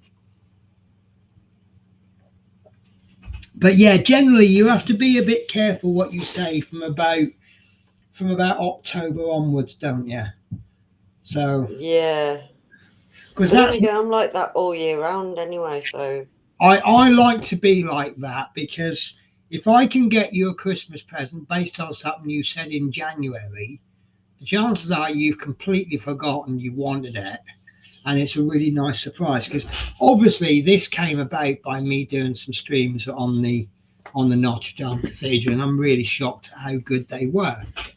So I really did enjoy the Peace Kills ones. But then of course I said that I tried this other brand. Oh, it's terrible. You go to twist the little nub things and half of them snap off. Like, until I know what the better brands are, I'm only touching Peace Kill. Also, I end up with a Peace Kill one, and I'm like, yes, I'm really happy with that one. A bit disappointed I didn't manage to crack on with. I'm still finding my feet with the new hotel. I've only been there 3 weeks. It's quite funny going back to the other hotel to get my stuff. You could tell she wasn't happy with me, but then I've done nothing wrong because I left a 2. Actually, I was waiting for her to bring up the fact I left a 2-star rating, because the first thing I'd hit her with is, I've left you 3 ratings, 2 of them 5 stars, 1 of them 2 stars. That's an average of 4 stars, and your target is 3.8. So worm your way out of that one. And then I'll go, did you accuse me of smoking in the room? Yes, you did, so I'm not lying. Was I accused of being racist to one of the night staff members? So that wasn't a lie. Did the girl talk to me like I was a child in front of other guests? So that wasn't a lie, was it? Did I have the used condom in my bin left over from the previous guest? So that wasn't a lie, was it? And I was waiting for that, but she was just like, didn't really want to talk to me. So Connie, Peacekeeper does do very nice metal kits. Just finished a cool dragon ship. Yeah, I mean, I'm not saying that Peacekeeper are the only decent Metal Earth kits out there, but until I know what the other brands are, I'm sticking with that one. It's like me saying, if I bought an Airfix kit for my first kit, and then I bought what's that one Gary's stuff was doing the other day, and it is a big pile of poo. I'm going to have to find him, because I've seen a couple of people make this kit, and this week he did a Sea Harrier, and I love the way, here we are, Mr. Craft. Right. So if you bought an Airfix kit, a new Airfix kit, or a Tamiya, and then you bought a Mr. Craft, you could then find yourself in the position of going, no, that was a pile of poo. I'm only buying Airfix until I understand who the other brands are. And even that doesn't necessarily work, because, like, take Tamiya, for example, generally really, really good kits. But I'm currently doing their Sea Harrier. That is not a really good kit. Right. Is whoever decided to put that one out, because that's a reputation wrecker, that Sea Harrier. I've regretted promising someone I'd make it, but a promise is a promise, and I will make it. But but yeah, that Mr. Craft Sea Harrier, that don't even look like a Sea Harrier. I don't know much about Sea Harriers and aircraft in general. I mean, I'm not a big expert, but that don't look like. See, that looks more like the prototype. Is it the P1127 or something it was called? But I noticed that with my Tamiya one, it just seems to be their first version of it. It doesn't even look like a Sea Harrier. I think it was more. It was like they've taken the prototype, made a kit on that one, and then right at the last minute, they've gone, oh, let's just change this bit, and not tell everyone who's done all the research on it. So, but I do worry about Gary's stuff, because he takes on a lot of kits that are crap. Does it? And, yeah, and he gets good results out of them, but that must be disheartening if all you do is crap, and you get to the point where you go, why the hell am I doing this? So, I mean, I don't mind. I mean, like that kit I did last year, it was terrible fit, and so much sanding and filling, but actually at the end of it, I'm like, do you know what? I'm quite happy with that, and I put a lot of work into it. But if you did a kit like that every single time, you know, I think maybe I'm going to have a rule that I'm not going to do the same manufacturer 2 times running, so that you get something a bit different. And if you're having a really crap kit, maybe go out and buy a Tamiya. That some people don't like Tamiya because they pretty much build themselves. I know there's no such thing as a kit that builds itself, but it's hard to go wrong with a Tamiya. So, but say I'm doing this these Gundamy things, and we'll see what they come out like. But I'm just not sure which one to do. I don't like that green one, but I'm wondering actually maybe I should do that green one. What green? Well, so it's this one, and it seems to be different shades of green. Oh yeah. Which I'm finding a little bit boring looking. It's not only is it similar shades of the same colour, that colour's quite a mad, boring colour anyway. You know, if it was like different shades of yellow or stuff, but this is the other one I've got. That looks a bit more exciting, doesn't it? And this one, I think that looks bloody brilliant. But I can't remember the differences between them. There's another one. You've got high grade, you've got real grade, and you've got something else grade. But this is a real grade one. I think that looks brilliant. That is definitely not going to be my first Gundam kit that I make. But what I want to do is, see, I've got a friend whose daughter is in, I don't even know if I'm in the same ballpark here, but she's into like Japanese anime and stuff like that. So I'm wondering if maybe if I gave that to her, maybe she's quite arty. And I'm like, do you know what? Is that really what that cost me? 35 quid. That seems expensive. I'll give her this one then. This was like about 18 quid. Now I got this from I'm sure I didn't pay that much. But you never do. Right. With MJR Hobbies, you never do pay a lot. But it's got a little sticker that says 35 quid on it. Well, you must have done. So I wish. Well, I just looked. He showed me a picture of all of his Gundam kits, Gundam, whatever they're called, and he said, "Which one do you want?" And the first one, I googled it. No, I didn't Google it. I looked it up on Love Minis. Sorry, I'm reading the chat while talking. I'm doing that. Yeah, Love Minis. Sorry, gotta go. Great show so far. Keep it up. Thank you very much. So I looked it up on YouTube, and there's a build video on YouTube. So I picked that kit because then if there's a problem, I can look it up on YouTube. Yeah, so I'm not going in totally blind. These might be an insult to my ability. They might be an absolute challenge. Until I've done it, it's basically what I've been telling you, isn't it? You don't know how good or bad you are at making models until you actually do it. But the first one I'm looking at making out of the box. At some point, especially this one, because all that is a lot of money, it's about 50, 60 quid. I want that to look really good when I've finished. So I'm looking at gluing the pieces together, filling in the seam lines, repainting it, doing all the panel lines, varnishing it, and then I've even been looking up videos on how to do poses, because if you get the pose wrong, he looks all clunky and horrible. And it's like things like turning the toes in slightly. If this arm is out, don't put his right leg out, put his left leg out, so it looks more natural. How to do it so he's shooting, and how to do it so he's blocking, and having his head looking slightly downward so he looks a bit more menacing. And it's quite involved in quite a lot about it. It's quite interesting. But the rule is, and I thought this was brilliant, if you don't know how to pose him, look at the box art. Yeah. Yeah, and then work it from there. Now I've got 3 kits, so if I made him and put him into that pose, I know that pose will work because that's a picture that's been made, designed to sell the kit. So if he looked awful on the front, no one will buy it.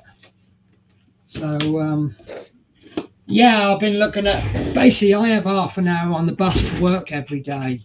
And I got a decent pair of headphones now, and I'm on my phone watching YouTube videos. So yeah, My so TV's on YouTube. Yeah. Every night it's on YouTube. Yeah, I do. I go sleep to YouTube. So yeah, that green one I might be giving it away to a friend, but I've got a friend who's got her child's got autism, but she's also a teenager. Right. So all of the issues that she has, you don't know whether to put it down to autism or the fact that she's a lazy teenager. You know, it's like, don't want to call her lazy if it's the autism. And I know she struggles at school holidays because the change screws her head up because she likes Yeah, skiing. messes. Yeah. But see, she's got a YouTube channel and I'm subscribed to her YouTube channel. Now, on the one hand, her mum is saying she just procrastinates in her room all day. And then I'm seeing videos being released at 2 in the morning. And then her mum's saying she can't get up in the mornings. And then, like I say, I'm seeing videos released at 2 in the morning. Now, is she not getting up because she's going to bed at 2, 3 in the morning? Or is she up till 3 in the morning because she can't sleep? Could be a mixture. I don't know. She is one of these girls she is clearly extremely intelligent, very, very smart girl who switches it off. And I think that's a shame. But if she's switching off because she's lazy, that's a bad thing. If she's switching off. But you see what I mean? Is it because she's a teenager or is it because she's autistic?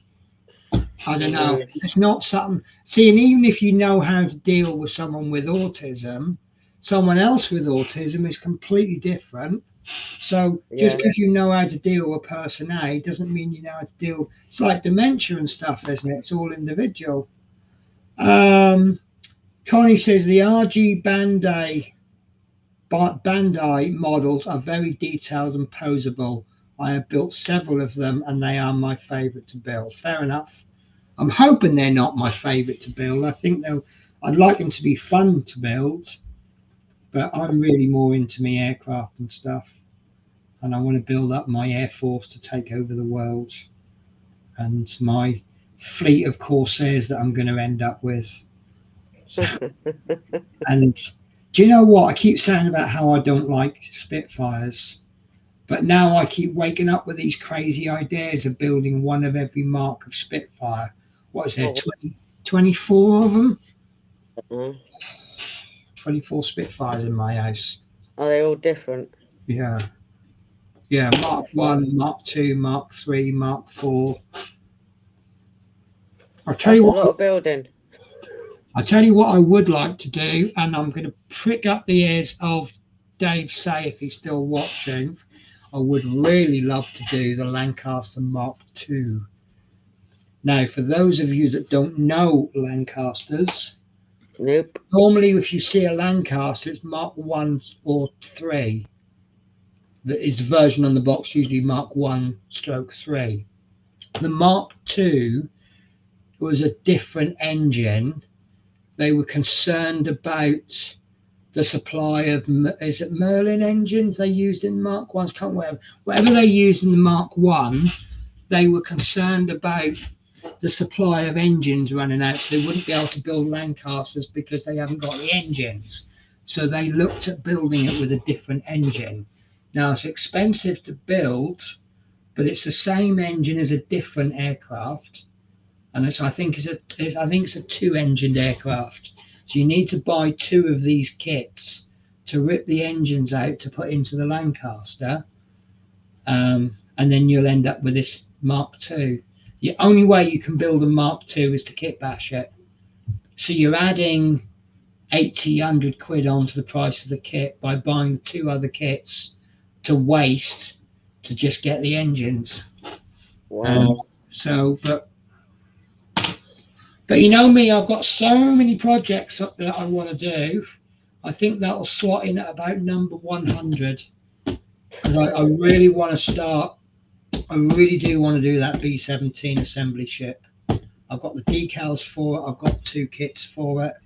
I'll see. That's a slight bit of a kit bash, because the actual aircraft I want has got a crap interior. And then they've got another B17 by a different manufacturer that's got a good interior, but it's not the version that I want. So I'm going to take the interior out of one and put it in the other. But then I'm thinking, well, then I'll have, I think it's the Memphis Belle has the good interior, but it's not the Memphis Belle. I think it's the F and the G. It's whichever one it is. I either want the F, I want the F, and it's the G that's got the good interior, or it's the G I want with the F. So what I'll end up probably trying to do is build the Memphis Belle or that spec, but it won't have such a good interior in it. But I'm not even sure if it makes a difference because you can't see inside it anyway. Once the montage is closed up, and the focus is going to be on the color scheme. Basically, it's going to be painted white with blue spots on it. You people aren't going to reach as far as to cut. They go, whoa, look at that color scheme. Oh, that's what polka dots. Yeah. Yeah, it was a ship called the Spotted Cow. Another one I'm looking at doing is I want to do the Liberator. And I want to donate that, if they'll have it, to the 8th Air Force Museum in Norfolk. They had a couple of models before, but they got broken. But then I'm thinking, should I do an assembly ship? Because most of the decent B-24s you can get are the ones based out of Norfolk. There's a really nice one based at RAF Hethel. And the good thing, see, the reason I want to do that one is that the one RAF Hethel is no longer an airbase. It's now Lotus Cars. There's a little industrial estate there. And I used to work very briefly at a company that did powder coating, primarily painted boilers. You what you do is you spray this paint on in powder form. It's all hanging on like a conveyor belt thing, and you coat it in this powder. It goes through this process where it's electromagnetically charged. You spray this powder on it, and then it goes through an oven and it bakes this paint on. That's how they do boilers. But they had a contract with Lotus Cars to paint their engines. So there's quite a few hundred, maybe even thousands of Lotus Cars out there somewhere all over the world. I painted the engine, and that was RAF Hethel. So to link in I know it's a bit of a tentative, whatever the word is, a bit of a dodgy link, but that's my link to the Liberators at RAF Hethel. So, but I do think it's nice when you can build like this Fokker Friendship I'm doing. I'm going to do it in Air UK colours, and then of course by doing a bit of research, I've inadvertently got a little bit of history about Air UK, where they came from. It came from 3 local companies. No, I tell a lie. There were 3 local companies, Air Anglia and something else, and they merged to become Air Anglia. And then Air Anglia, with a few other companies, merged to become Air UK. And then one of the shareholders for Air UK was KLM, is it? The Dutch airline? I think so, yeah. Yeah. And then KLM bought more shares, ended up 100% shareholder, and it became KLM. So Air UK didn't die out, it just became KLM, which is probably why KLM are now doing all the flights. Probably how they got the Amsterdam flight, because it's KLM. I knew Dave would come up with the answer. American Pickard engines made under RR design were in the dam buster links. Rolls-Royce Merlin's were the standard engine, but the first radial engine not as much power as Merlin's. So what were the engines from the Mark II? Because that's the one I want to say. I want to say the engines from the Viewfighter, but I've got a feeling that isn't correct.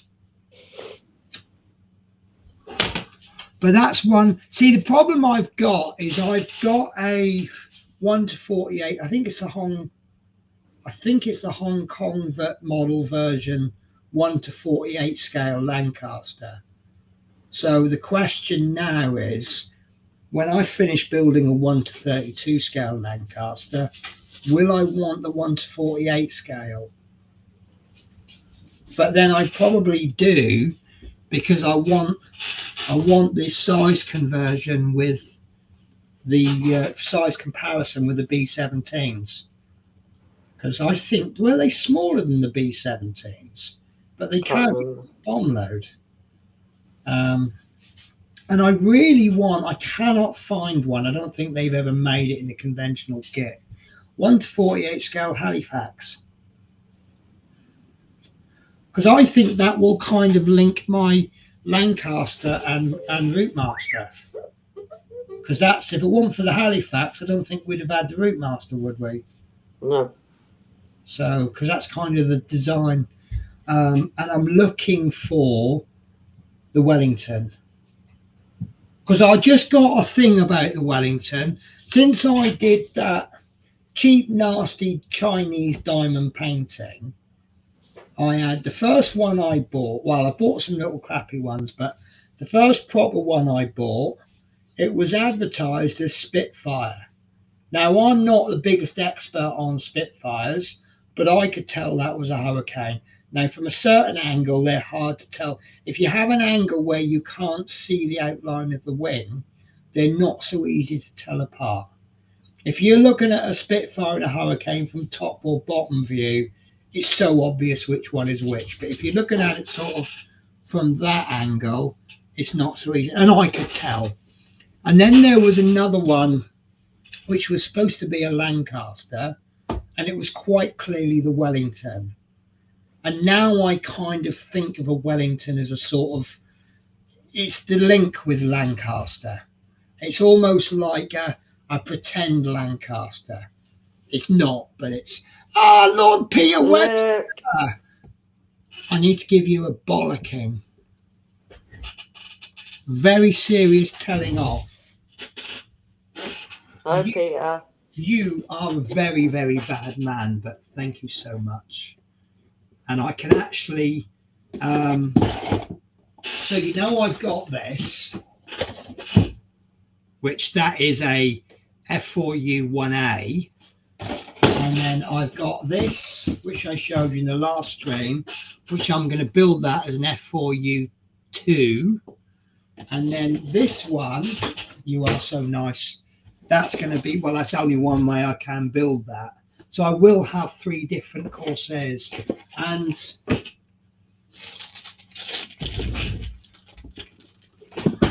do you know anything about these? Because I think, looking at the address label, whoever sent me these, for which I'm extremely grateful, especially the toothpicks, because I forgot to buy some. But I think from the way that the address label was written, I think it was the same person who sent both. And I'm gonna find that so I can thank them. But I wouldn't, might do LOL. Yeah, see, at first, my list of 2 people was you or building from the boys because of the 3D wooden puzzle. But then I realised Scott doesn't know my address, so it couldn't have been him. But I don't know how much thought you actually put into it. But I said it's a really good one because it's a London landmark, which will go with me, Big Ben, because they're both London landmarks. So absolutely fantastic. Thank you so much. DS Smart. Hi Peter. The Manchester was the first, but only 2 engines, so it's possible the Mark II was the first rank was with full radial engines. Oh, I haven't got another one, Peter. I just read that. Oh, you're so naughty. I mean, like, don't think I don't appreciate it, but and the thing is, now it's a bit of a funny one because what I always say is, without showing off, I ain't doing too bad. so I can get all the things that I want and need. So rather let me get them, and then you can buy things for people that don't have as much as me. But then Pia has a good habit of making me go, I didn't think I needed that, but I do. See, I didn't think I needed that, but I do, don't I? Because that'll look good with me Big Ben. My hair is a sore subject. I'm not happy with my hair. I was desperate for a haircut, so let me do a chat catch up. So hi Dave S. So Smith's Beads, what you're saying is you've been taking a course in Morse code, but you're only halfway through the course. I was going to say nothing. I thought that was very good off the top of my head. And then Lord Peter Webster says, hi, Mike. Yeah, so I was desperate for a haircut, and I get fed up when people start calling me sir. And I said to this woman, these are the key words I used: cut it softer, more feminine, and I'd like people to stop calling me sir. And I like my back of my hair short, because when it gets too long, it obviously where you rest on the back of the bus seat, and you get to a junction, you look at it and you catch your hair because you're sitting on it. So I do like my hair short at the back. Now, the first red flag came when this woman said she didn't understand English that well. And she said, it's nice to speak to someone who's English, because then it helps with her learning the language. Oh, sorry, mate, did I just kick you? I didn't mean to. So the first real red flag was when she's spraying this smelly stuff over my hair, going, oh, I do like the smell of men's parfum. That's what she called it. And I'm like, oh, okay. And I didn't want a big red flag, because some women do like men's fragrances. But when she starts asking me about my wife, I'm like, and every answer I was given wasn't, I don't date women. It was more, it was like, oh, I don't have a wife, which of course just comes across as I'm not married. So, and it's like, and then I end up and it's a really, really nice haircut, but it's a really nice haircut for a guy, I think. It's a sort of haircut, if I saw a guy with it, I'd have gone, oh, he looks a bit handsome. So yeah, it's a bit of I was that far away from crying, so I'm going to wait for it to grow out a bit, and I'm never deviating from my normal hairdresser ever again. Never, ever. Same woman all the time for the rest of my life. Sorry about that. Packing beads and placing them on keyboards. Hi, Peter. I think that one was deliberate. Deliberate. Yeah, I think that was a deliberate one. Totally deliberate. This chat, look. Hi, Teresa. Hi, Lord Peter Webster. Dad's actually working. Jeez. Hi, Caitlin. Hi, Peter. And that is me caught up with the chat. So, my next move, I have up to date on me. I've got a feeling I boo-booed with my Eddie Stobart, because the next 4 issues came today, and it's actually due next week. Every now and again, I do get it a week early. So that means my next 4 issues due 1, 2, 3 on the 7th of February. 1, 2, 3. No, I might be all right. What I'm worried about is if my Eddie Stobarts come like the first week that I'm away in London, and I'm running out of published issues, and I'm away for 2-3 weeks, and then the published issues run out. But if it does, I'll just have to go, I'm ever so sorry, guys. Or I don't know, maybe there's the things, I don't think there's any big issues coming up now. I think it's all going to be fairly simple. Peter, I have fixed my broken thingy bit. It was actually really simple. Right. So, like, you've got these support structures that go across, and they're actually really fragile. Yeah, mine came today. So I've done up to 122, and it's lovely now. It really is nice, but I've overcomplicated. I think the last sort of 10 videos, I think I've overcomplicated it, and I've ended up talking crap on an extra long video. Maybe I'm just losing my ability to make Eddie Stobart videos. But yeah, so obviously I had this bit that was broken off, and I knew I could super glue it back on. But the trouble with that is super gluing it back on, it's never going to be as strong as the original. So if I glue it on, it could get caught again. So if I leave it off until as long as I can, and you could clearly see the screw holes in the end, so you know something's going to get attached on the other end. Now, because it's not a clean break, it's quite a jagged cut. So it means that it's not going to slip out, because it's kind of that shape rather than that. And I thought what I'll probably do is pin it.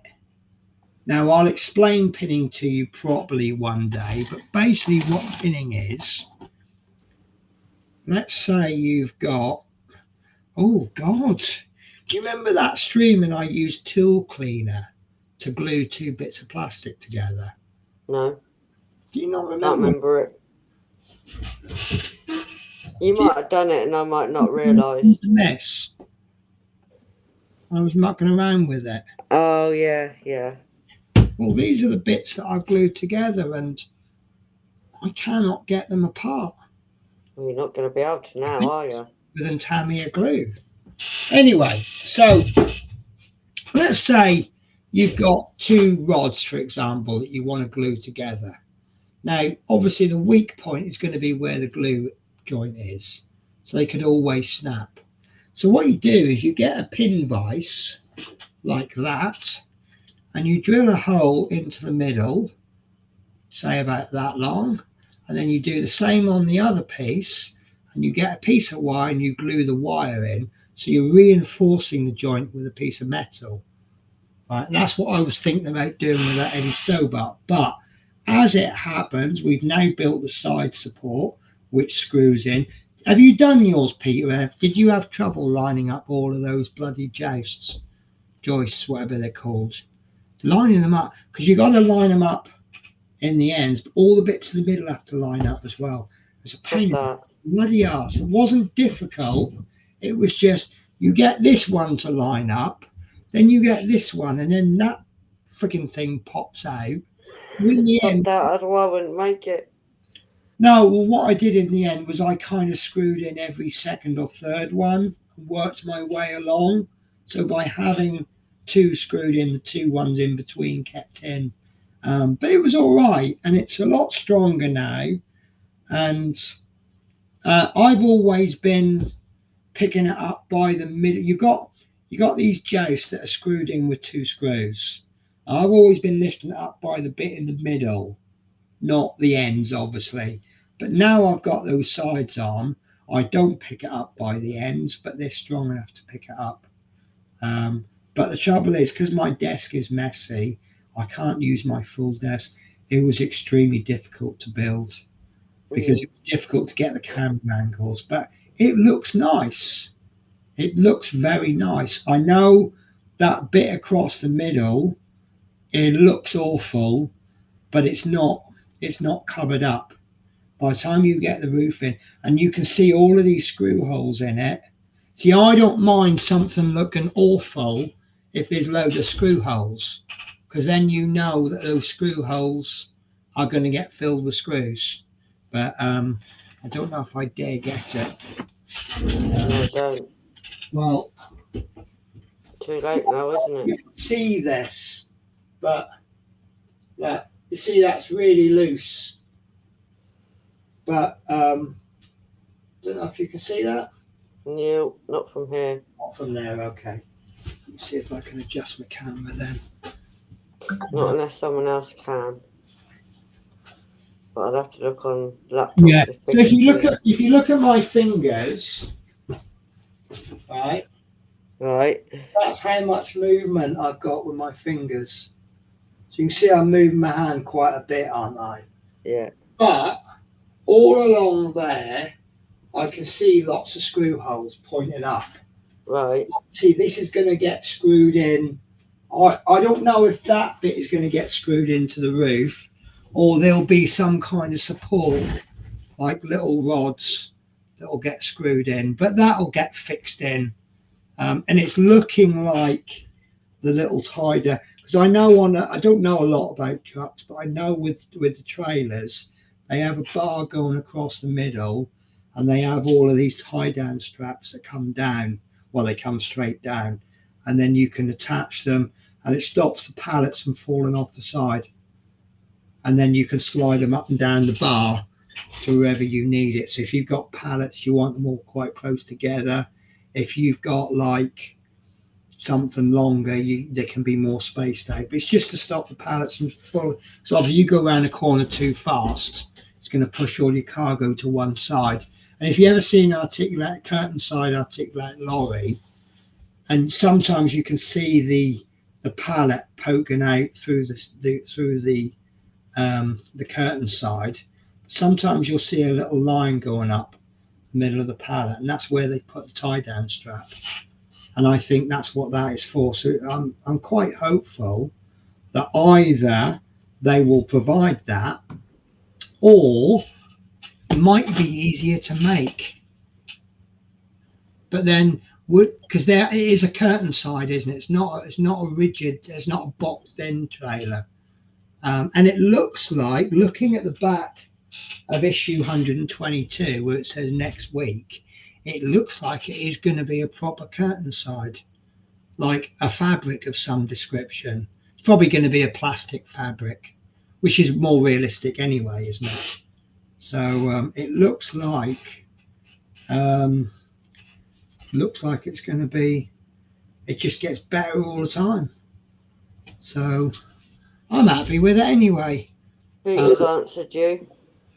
Yeah, it was a bit frustrating, but got there in the end, and a lot heavier. Marie posted the new spars for delivery tomorrow because,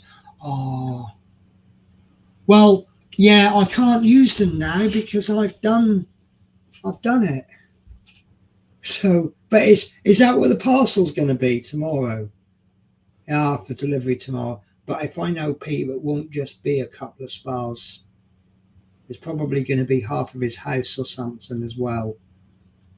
Bag of coffee in there, a pint of milk, a coffee cup, packet of Yum Yums, packet of chocolate digestives, and a china cut plate to put them all. That's what the gift sent me. I reckon it is, yeah. Yeah.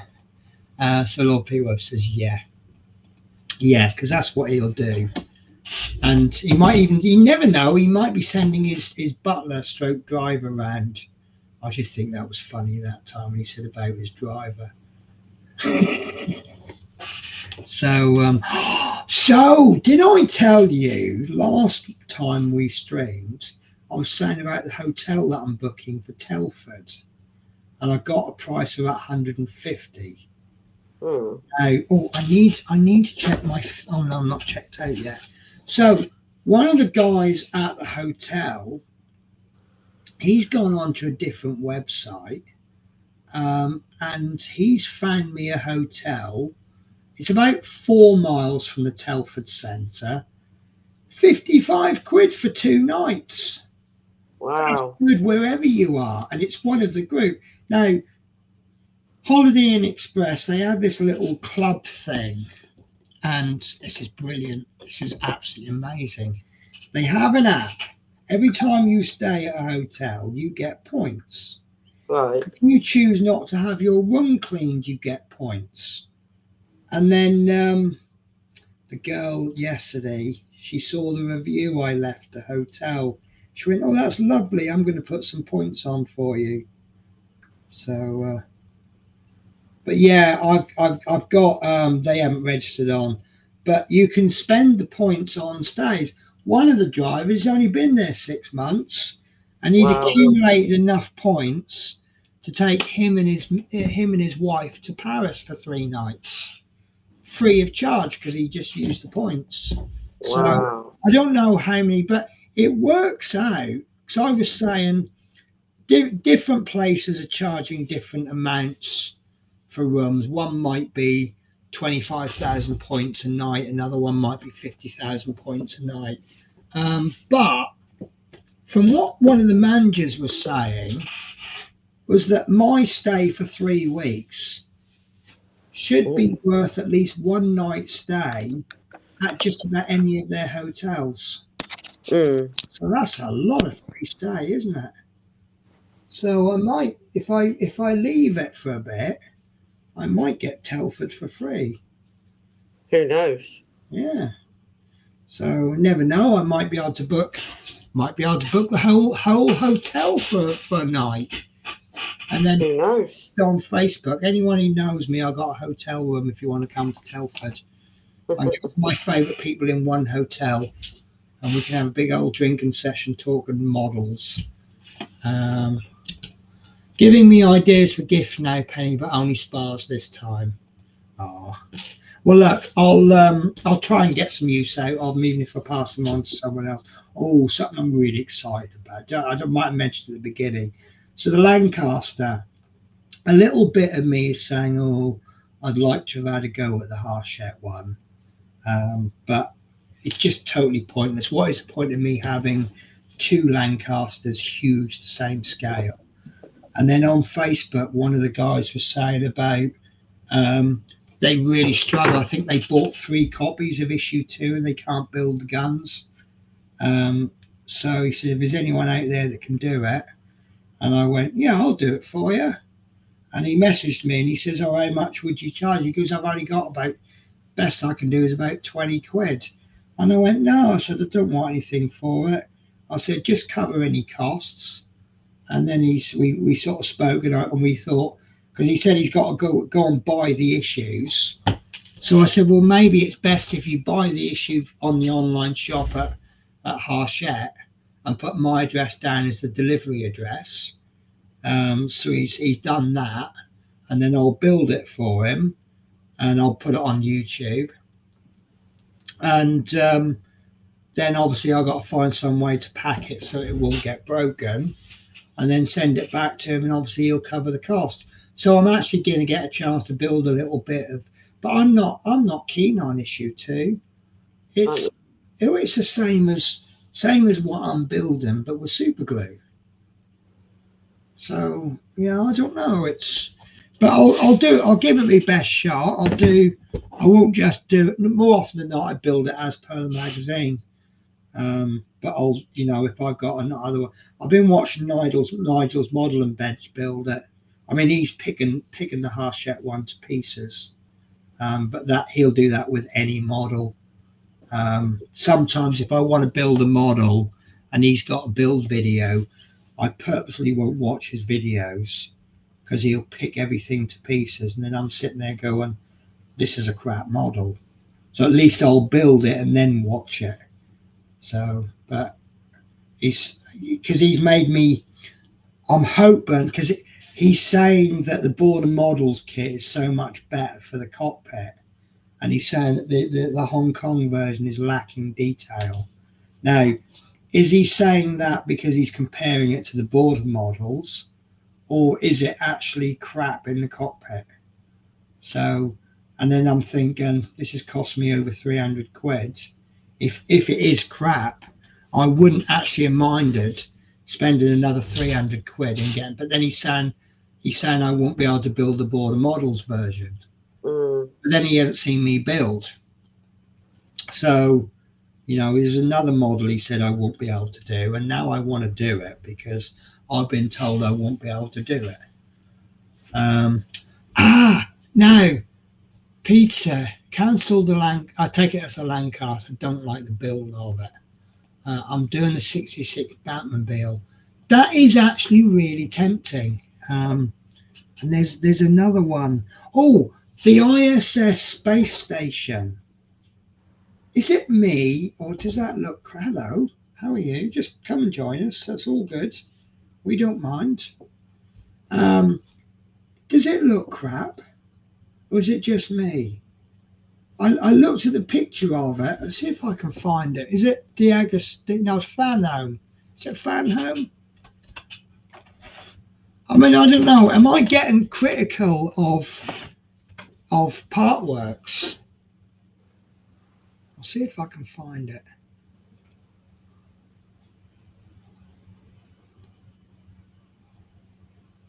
No, it's gone into my account.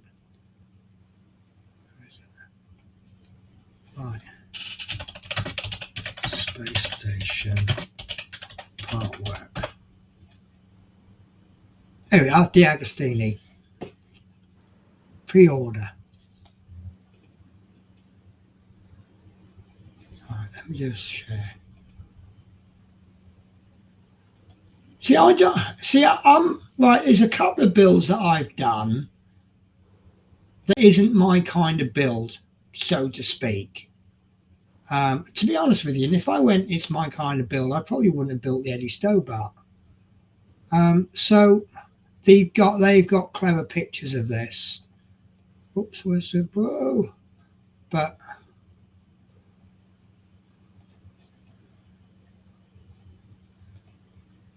oh, that isn't the picture I just clicked on. See, I'm seeing big seam lines down there, which you're going to get anyway. But there was a picture I saw it on Facebook, and all I saw was screws. Everywhere I looked on this picture, this one, there you go. Right. I think it's, where's my zoom? Zoom, zoom, zoom, zoom, zoom. Zoom, zoom, zoom. Zoom, zoom. It's this bit up here. That bit. That was the image that I saw. You can't see my cursor. So that little funny shaped bit that looks like a weird man who's flying away. Right. It just, you can imagine how many screws there are. And it just looks like more screw. Oh, that's because I've got the wrong image up. So yeah, that bit there, you can just picture the screws, can't you? I don't mind repair. Well, I don't know because that Eddie Stobart doing the engine, we spent a lot of time on that engine, and it was kind of upsetting me when I was. Oh no, this is nice, isn't it? This is very nice. He's actually pushing his head into me as well. These are the moments I missed when I was watching you on the webcam being naughty with Spirit. And I just wanted to sit there and cuddle you, but I couldn't. There you go, I sent you a better picture. Sent me a better picture. Yes, you can see him better. What am I looking on? Facebook? Facebook. You'll see him better. Oh, this is for the budgies, is it? Yeah. Put the names on them. Oh, you've shown me something like this before, yeah. Screen, Facebook, and there they are. Da-da-da, Tink and Elsa and Pikachu and Bonnie and Buzz and Snow. Yeah, so that Eddie Stobart, the engine, it did drag out a bit, but at least we were doing something. It did upset me. There was a couple of YouTubers were like, "Oh, I'm getting fed up with this." And I'm like, no, you got to think of the whole build. But at least the engine was pretty. The only issue I had with the engine, it was an awful lot of red, because it was Eddie Stobart is an awful lot of red, isn't it? And I don't know if it was a worthwhile exercise, me weathering up that engine. It looks nice, but Lord Peter says I'm going to have to go now. Got early start tomorrow. This is why I love being home, because I'm just reading that comment of you saying, got to go early start tomorrow, and I'm just like, I haven't. Yeah, I hadn't. I am. I'll be up any time I want. But I I am, get up to when Sonny shouts me. yeah, I'm just up whenever I want to be. Well, I think if I leave it too late, the cats might get a bit impatient. Yeah, they're the same as Sonny. He's like so attention seeking right now. Yeah, He's on his own. but we were, yeah, he's, I miss being home. I do miss being home. Got visitors tomorrow. I hope they're nice visitors. They're not like TV licensed people visitors. Um, so yeah, so I'm looking forward to this Lancaster. So, and I got a book with mine. I don't know if I told you. It's exclusive.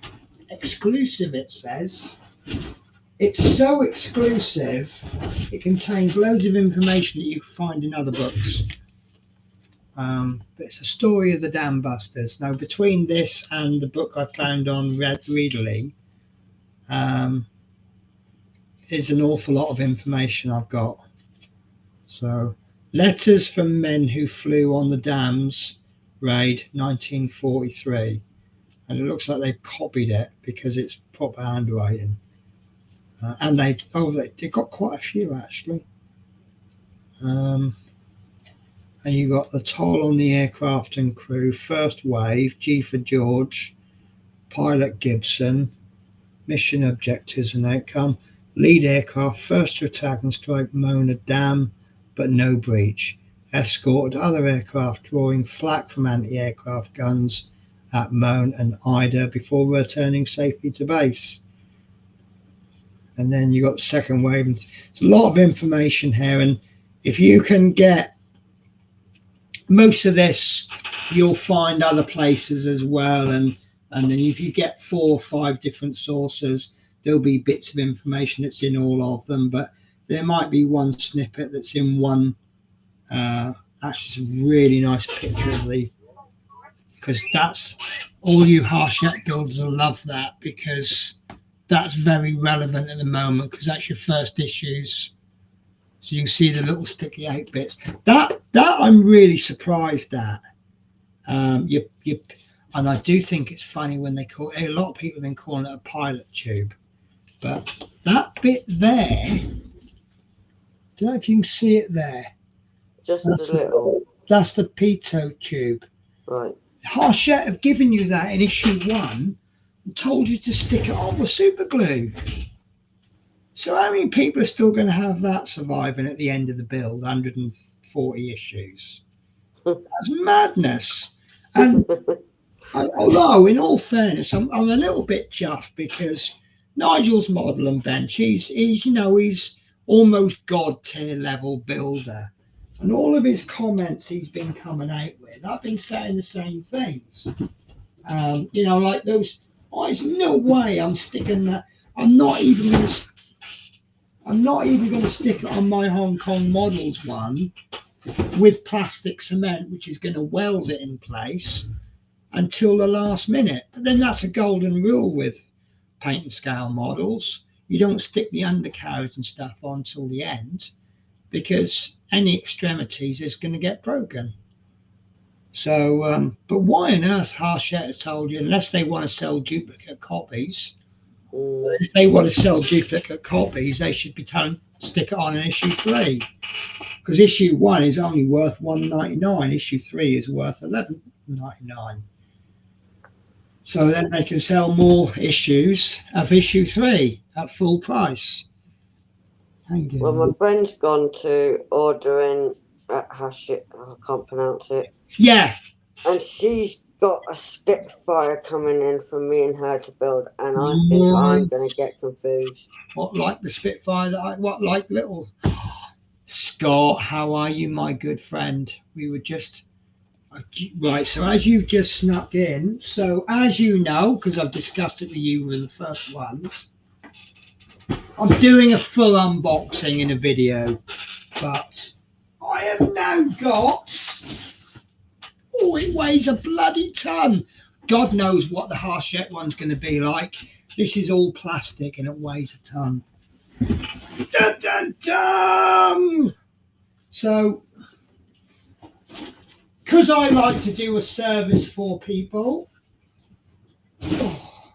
obviously you've got the measurements.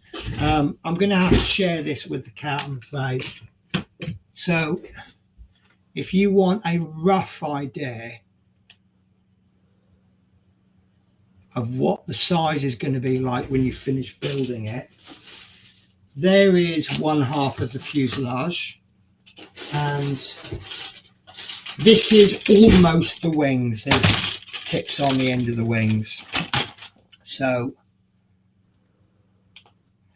in relation to a fat cat, that's the oh, and there's another bit of fuselage to go on there as well.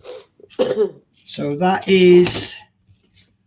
this is roughly how big your Lancaster is going to be. God, my jet was just the same size. Yeah. So that's in comparison to a cat. That's the size comparison to a Yum Yum from Greggs. And there's a size comparison to a coffee cup. So, but yeah, so issue, what I'm calling it stage -1 is coming out next week. And what stage -1 is going to be is discussing the project. And then stage 0 is going to be the unboxing, which is going to be quite interesting because one of the things that I'm looking to try and be quite neutral and score brownie points for the Hachette one and score brownie points for the Hong Kong models. Now, because I've got to buy this for issue 0, it means Hachette is £335 ahead before issue 1 even. Right, you just determined to knock everything off. That's my beautiful models, which I've spent years building, which I haven't yet finished, and you've destroyed them. Haven't you, mister? He doesn't care. He's looking at me. This is Shadow's response. Oh, have you ever seen my impression of a back end of a cat? Anyway, yeah, so I'm 335 quid down before you've even got issue 1, because obviously I've had to buy the kit. It's a bit of a dynamic thing. I'm going to show you that. I'm going to show you this. I'm doing this especially because Scott you're going to love this. I have found I could possibly find some make some electronics up, but I found this for 150 quid. So it's really a case of why shouldn't I? So excuse the advert. You know what YouTube like? They love that.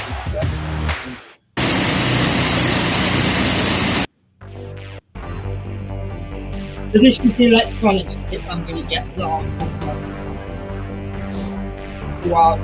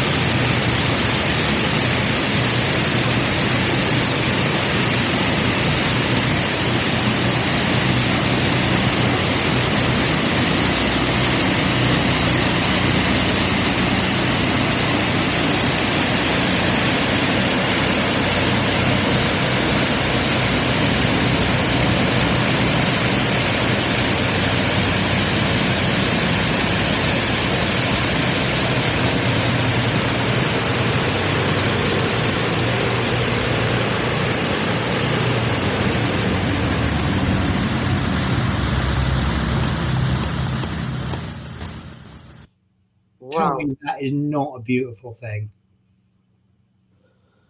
How quickly it goes quiet. Yeah. And the great thing is, because I'm doing it to comparison with Hachette, I've got a big budget I can play with. I found, there's still going to be things that the Hachette will do that mine won't. I cannot imagine for 1 minute how we can get retracting undercarriage. I might be able to, but I doubt I'll get the machine guns firing. But what I can do is I can spend 80 quid and get some figures of the aircrew walking to the. So I'll put it on a little dam. I probably won't do the dam. I'll probably have it because I think aircraft like that look better with the undercarriage down. So I'll probably make a little pan thing for it, and then I'll have the aircraft walking. And I think that'll add a little bit of something, a little bit of mood to it, because they don't know what their fate is going to be. They're about to start the mission. Is it going to be a success? Are they going to come back alive? Are they going to lose? I mean, obviously, am I going to do Guy Gibson's aircraft? I don't know.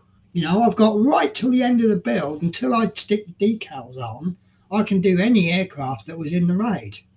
So again, that might be a plus for me, because all you Hachette builders, you've got to do Guy Gibson's aircraft.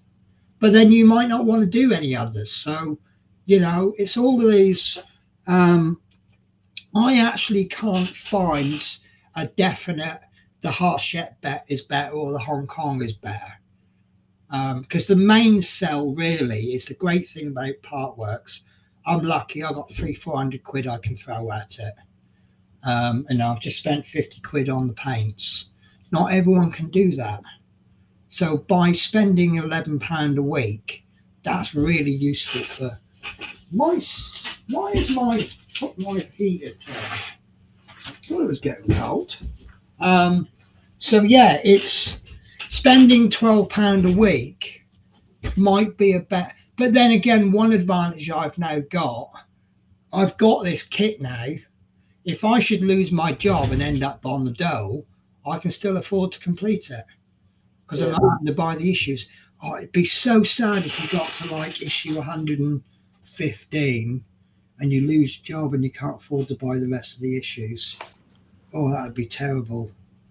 So yeah, I genuinely don't know which is going to be better. I'm not convinced with that dihedral thing of the wing. I'm not convinced by Hachette's answer. They haven't given yes, it will definitely be accurate. And they haven't said it definitely won't be accurate. But they've said, I think if they put this through prototype, I think they've already decided what the last issue is going to be like. And I think it's too late. But if you change the wings, it's not just a case of changing the wings. You've got to change everything that's close to the wing as well. The parts of the fuselage might have to be reshaped. If it was like the Corsair that has a bent wing part way through, you can just change the wing. But you haven't just got, it's the way it comes out of the fuselage. And it's going to have to, you've got all the framework, because Hachette will do it with framework and then stick a skin to the framework, just like they did with the Spitfire. So it's not a case of changing two pieces, left wing and right wing. It's changing all. I'm not convinced. But I know parts of it. When I saw that engine being built, I knew before I'd seen it finished, I knew that would be a really good engine, because I had the Spitfire, and it is really nice. I mean, the Spitfire engine is dangerous because obviously it's the same engine, but it's 1:18 scale, and you've got this propeller this big, and you know yourself, Scott, how fast that was spinning. You didn't want to put your finger anywhere near that. I mean, you could chop carrots with it. That's Edward Scissorhands doing his hedges. So, and to have 4 of them is a bit more dangerous than 1 on the Spitfire. But I am slightly concerned about there's a little bit of wobble on it. I mean, the sheer size of it, I don't think you'll notice a little bit of wobble on the engine, because you'll be looking at all of it, and the sequence of it flying.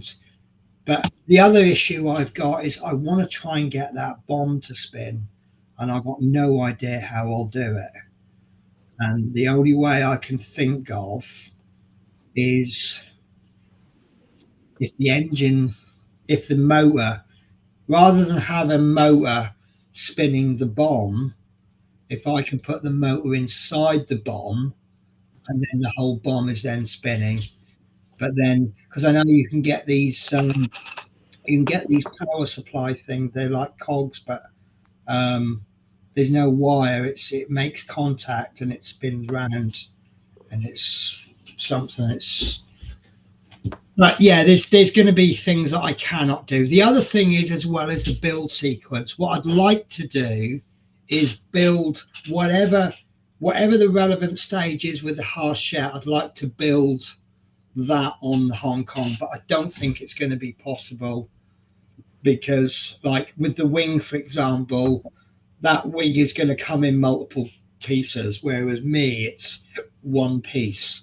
I ain't going to start cutting my wing up just so that I can paint it and then stick it back together. So what I might end up doing is, like, when they do the wing, I might take my wing and prime it, and then when they do another piece of the wing, I'll put the brown on it, and then the next time I'll put the green on it. But I might have to wait till the end to paint it, because obviously I've got to match up all the camouflage. So where you're getting these lovely bits of camouflage, you know that's going to match up with the next piece. I can't paint the fuselage before I've stuck it to the next bit of fuselage. So there will be, and then obviously, you know, there'll be issues where here's a wire. How do I replicate that with the scale model version? So I think I'm going to have to sort of try and aim, or I might just go, because I've looked at the instructions. Let me find, you'll love this. Oh no, I'm dropping my bits of model everywhere. So I try and keep my desk tidy, but the bit you don't see is just off camera. That's where all the mess is. If I breathe too heavily, I knock everything over. Where's my booklet gone? Oh. So what they've done, because this Dam Buster is actually a rebox with new parts of another model. Yeah. So you've got, like, the first one they came out, I think, was just a straight Lancaster Mark 1/3, and then they brought like one out with the earthquake bomb. And so what they've done is they've given you the original instructions, and these are the instructions. Wow. And let me show you stage 1.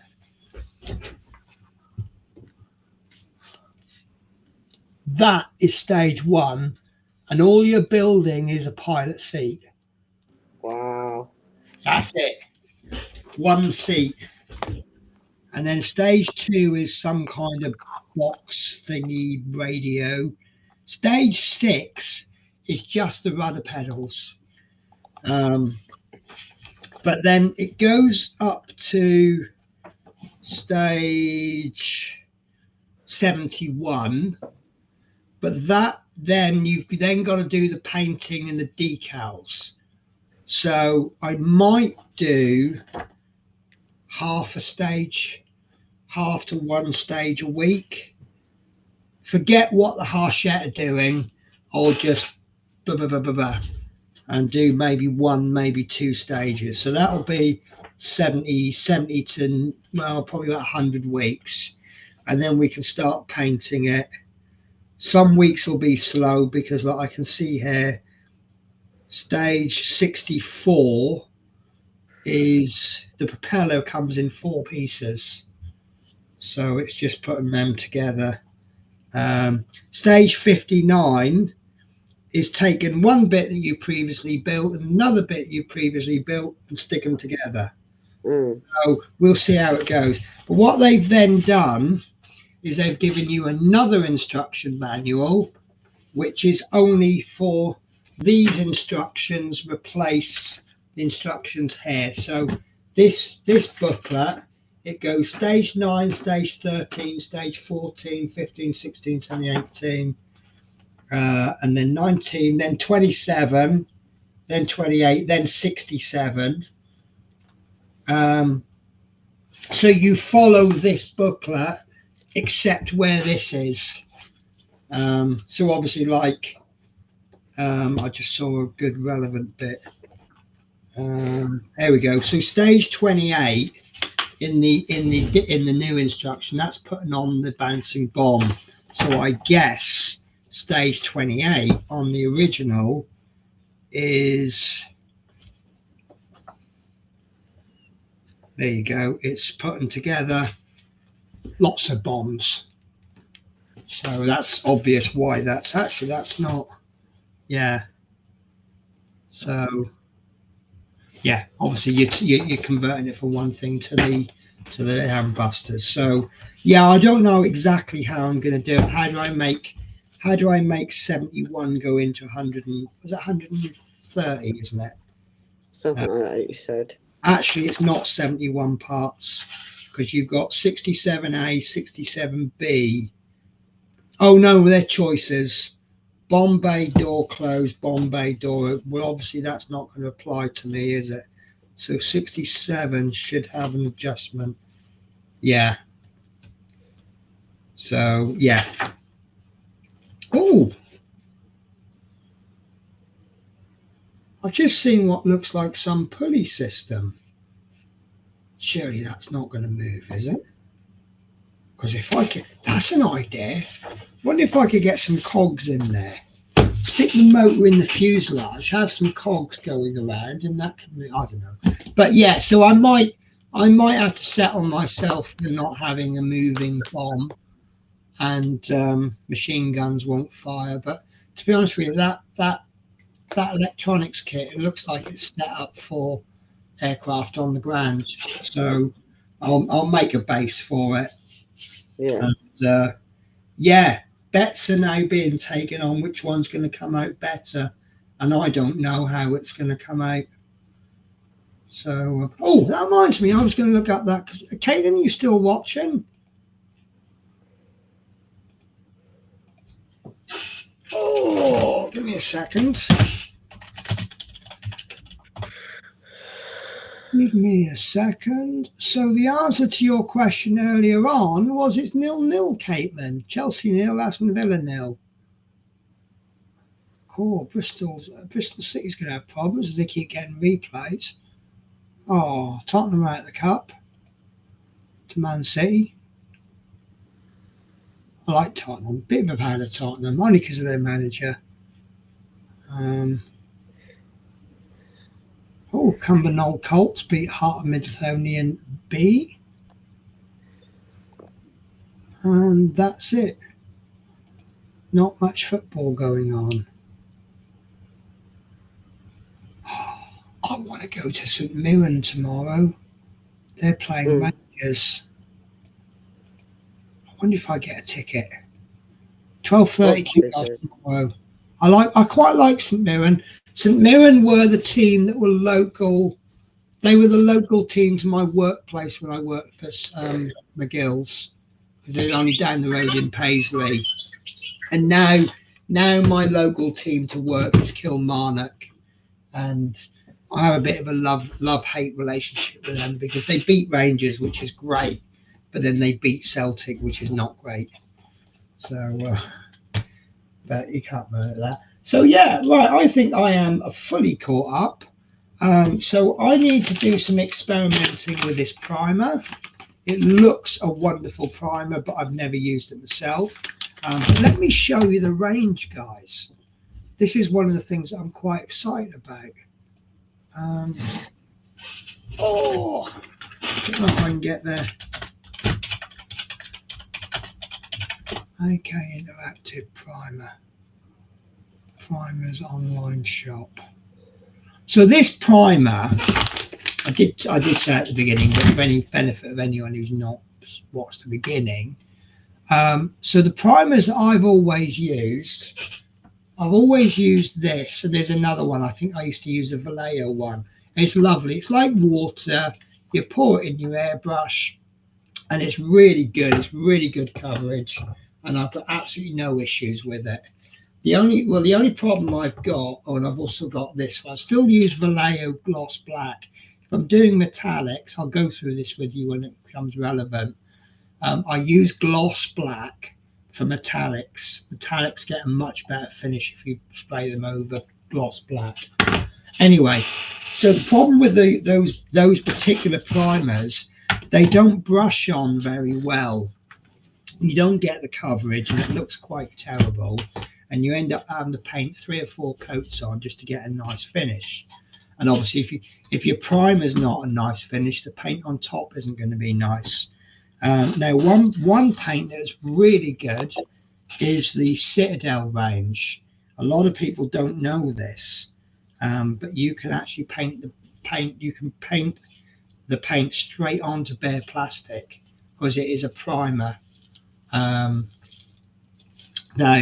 this AK Interactive primer, some guy did a little experiment with it. It comes out really thick.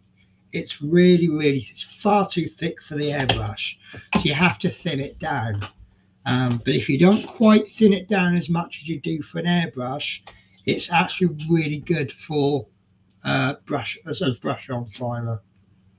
Now, the great thing about having to dilute your primer, this one is 120 mils. I can't remember what I paid for it. That can't be right.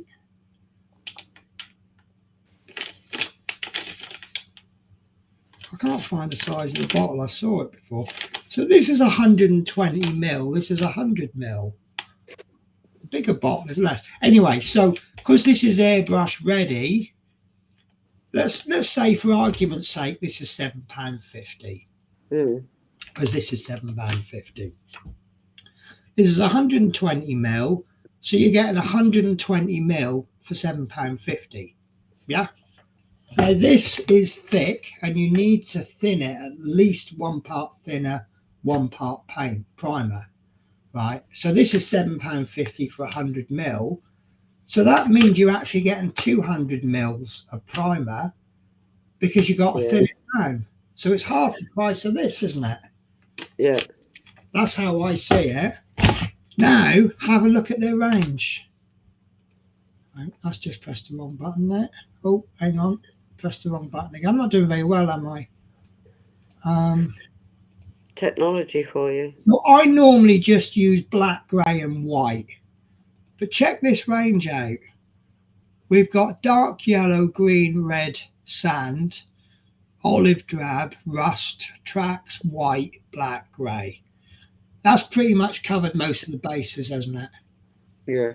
So, you know, if I do the Lancaster, the top surface, I might consider priming it in Russian green or desert sand. That's going to have, it depends what effect, because obviously you're going to be spraying your paints on really thin. Yeah. And the colour you've got underneath it is going to affect the top coat. So if you're using black as a primer, you're going to get a darker top coat. If you use white, it's going to be a little bit brighter. And sometimes if you use a primer, you don't need to use a top coat because you can get the right colour with a primer. The other thing I'm looking at is I have touched on experimenting. Now, obviously, these paints are nearly £3 a bottle, and you get about 17 mil. Yeah, 17 mil. This you can pick up from Poundland, anything like that. So around about £1 for 300 mil bottle. Yeah, So, I've seen them. yeah. So you have to do a lot of work with them to make them usable, but put a good primer down, then get a craft paint with the craft paint, and then finish your top coat off with your good paint, you're now using so much less expensive paint. And when you're doing something like the Lancaster, you know, I've got the green and the brown. I think it's probably going to use a couple of bottles of each colour. And as for black, it's going to use a lot of black. Yeah, true. And I don't have black primer as my top coat. So I'll prime it all in black and then I'll go over it with a black. I'll probably actually put a lot of grey and white on it and then go over it with black to just try and get that tonal variation. So, right, we have 3 hours. I could actually show after about an hour and a half, couldn't I? Well, no harm in staying a little longer. No, right. So, yeah, I've got so much to do the next couple of days, but it all begins with tidying. Well, if I tidy up, I might find what I've done with that bloody Robocop. Yeah. It's in the box. See, when I was over there, it went in a box underneath the shelf. Well, the shelf's not there anymore. I think it's one of those boxes. I'm sure it's one of those boxes. But because that Robocop, it's starting to get sensible now. Because you know, when you do part works, you do this bit, then that bit, then that bit, and then it starts to calm down, and then it starts to go da-da-da-da-da. But we got, I've got to do this joke. Something's afoot. Yes, so Dave, night all, been great, looking forward to the Lanc build. You do know, now you've told me you're doing that build, you know I'm going to be hassling you on Messenger. Oh, I'm stuck on this bit. Can you help me out? Actually, I hope you're going to film your Lanc build, because DS Models tends to use, I don't know how you're going to paint this Lancaster, but I know when he was doing the Route Master, he used rattle cans. Now, I ain't got a skill to use rattle cans because it's a constant pressure, and it's if you can get an airbrush finish with a spray can, full respect to you. And I know Dave can get some fantastic results with it. I wouldn't even attempt to. I like my airbrush. I like doing millimeters at a time, and I know it takes longer, but I've got so much more control.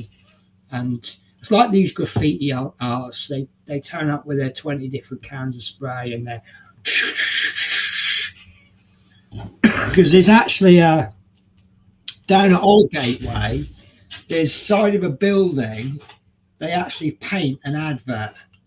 It's actually about, and you'll see all the, like the bus shelter posters, and then all of a sudden you'll see one of them painted on the side, and from a distance it looks like it's a big poster, and then as you get closer you can see they sprayed it. And it's absolutely brilliant the way they got all the colour shading and everything. And I'd like to know how much the person gets paid for doing that. I bet they're on a fair whack. Probably. And they did a nice simple one. They had the Actimel, and they painted all white with all that. But what they'd done, they'd actually had the bottle, half a bottle of massive Actimel, stuck to the side of the building, and because they do the plain bottles now, don't they? So, bear with me a sec.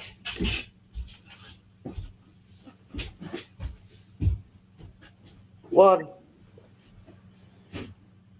Oh, he's all right. He's safe. He's safe. V has a habit. When I go away, he throws my food away because he thinks it's a date. Whereas I'm more of a looky-feely person. If it's out of date but it's fine, it's good food. The only thing I won't eat out of date is chicken. No, I have a strict 2-day rule. Doesn't matter what the sell-by date is, I have to get rid of it. Well, if I haven't eaten it within 2 days of buying it, I'll cook it or stick it in the freezer.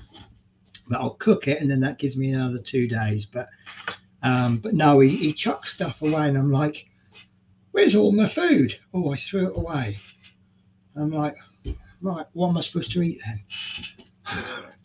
So, but I've got some ham in there. It's almost a week out of date, and it's still sealed. So Be careful in case it blows.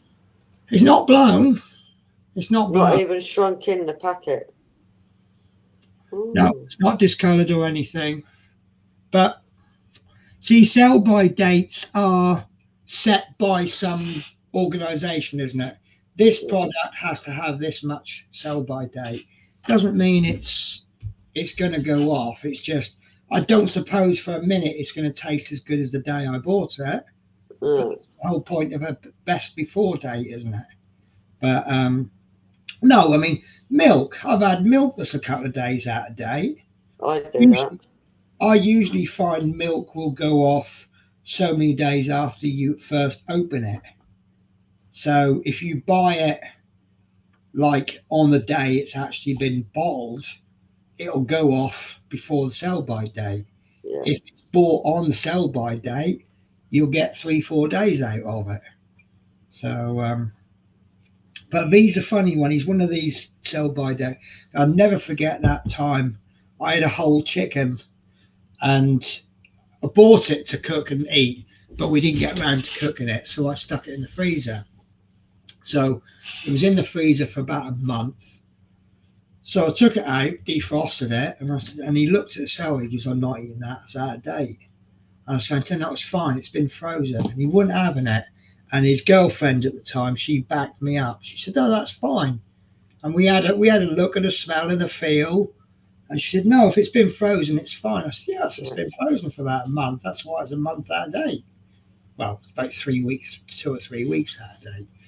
So, but yeah, it's, no, I'm a sorry. But wasn't there a guy on YouTube that used to eat out of date before? He did some video on eating it. Like he had chocolate that was a year out of date. And then they say you can eat chocolate about a year out of date, but any further it loses flavour. Yeah. See, no, honey's a really good example. Honey actually never spoils, but they have to put a sell-by date on it because it's food. So, yeah. And the one that makes me laugh, although there is a reason for this, water. So water has been trickling through the mountains for millions of years, and they bottle it, and then it has to have a sell-by date on it. Oh, but it makes me laugh.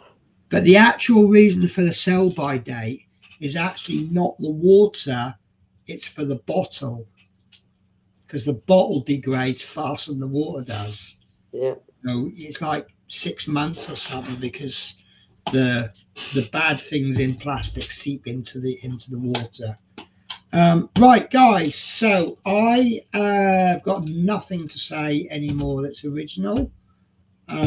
So I am going to disappear, and I got. When we next live? So we are next live on Sunday. So I've switched the streams around because I'm not ready for the next bit of building on the Sherman tank. Yeah, I'm not either. I've got to do another coat on it. That should have been tonight, and then Sunday should have been my channel update. But can you imagine me sitting there waiting to unpack these for 3 days? Penny being impatient, no. No. So, yeah, that was never going to happen. No. So what we switched it around, so we're going to be doing the Sherman tank on Sunday. Then we have another build on Monday, and then another one on Thursday. And then any builds after Thursday, the 1st of February, is instead of being on 3 Facebooks and my YouTube channel, they're also going to be going on to Natasha's channel. So just in case you didn't know, Natasha has a channel. So if everyone could just pop over, give it a look. And if you like the look of the channel, drop a little sub, and we'll see if we can make her channel bigger than mine. And I'm only about Well, I need the views actually, but I'm getting there with You're mine. getting there. It just takes time, slowly but surely. Where's my count? I lost my count. Because at the moment I see 5, but one of them's going to be me because I'm on laptop. Because I keep an eye on everything over there. Yeah, I'm on 846. I'm about 154 away from my. Do you know what? I say target to be 1,000, but you know what? I never even imagined. I just thought it was just some little crappy channel I'm putting out, and it's getting there. And I can remember when I hit 150 subs. Someone had done a bit of a promo, and they were like, "Oh, Penny's only a few subs away from whatever." And then so I'd gone to bed and I had like 120 subscribers, and I woke up in the morning, I had 150. I'm like, bloody hell, what's going on there? And someone had done a stream and really pushed my channel. And And it's nice for everyone just to push Yeah. each other's channels out there. yeah. 'Cause everyone's got to start somewhere. But you see, what's important for me now is because I took that big break from YouTube. From basically what was happening was year on year, my channel was not gaining because I was losing the year on year views. And now I am over halfway on the watch time hours. Let me find the. Well, I've hit 59 subs so far. Nice, that's nice. Slowly, Yeah, I've done 10 videos. I need 3,000 public watch hours. Now, about a month or so ago, I was on like 1,300. I'm now on 1,635, which is brilliant. But if I find me analytics, watch hours, 257 in the last 24 days. If I do the last 300, what happened was I was up until December, all I was doing was replacing the year on year views. But actually I've had pretty much no views until August. So that watch time hours is now only going up because until August, I mean, it's like 10th of February. What's the date now? Right, 26th of January 2023, I had 0.4 watch hours. Yeah, and then this time, 27th, I had 0.6. So people were only watching because I wasn't putting any new videos out. So obviously, from between now and August, which is 8 months away, so I'm halfway there in less than 6 months. And I've gained 90 subscribers in a year with not putting a lot of content out. So I need 154 between now and August. And then I can start doing things like super thanks and bits and bobs and what's that? Just seen a comment from David Bassett. Thank goodness it wasn't a catastrophe. That was on a Eddie Stobart video. Right, guys. So let's. I'm not going to drag this out. Just but yeah, thanks for everyone watching. All the 5 people that are still watching. Do you want to say goodbye first, and I'll close the show? I think it's going to be. Yeah, you can close the show for a change. You do know when we stream to your channel, you're going to have to start closing the show a bit more, don't you? Yeah, that'll be hard, but I'll get there. Always do. Say goodbye. Thanks, guys, for watching. Thank you, Penny, for inviting me on your stream tonight. I hope everyone has a good one. Happy crafting or happy hobbying. Take care. So, guys, thank you very much for watching tonight. Thank you for sharing my Christmas day at the end of January. I've had a wonderful 3 weeks coming back for all of this. I suppose now I've got to get on and do some modelling, haven't I? But yeah, so guys, thanks for watching. We'll be back, if not before What have I got? I've got tonight. Oh, we'll be back Sunday. Sunday. Sunday night and then Monday. You've got 3 of me this week. I hope that's not too much for you. So Sunday, Monday. Well, you got three of Natasha as well. So there's a bit of a balance then, isn't it? Yeah. The good and the bad. I'm not saying which is which.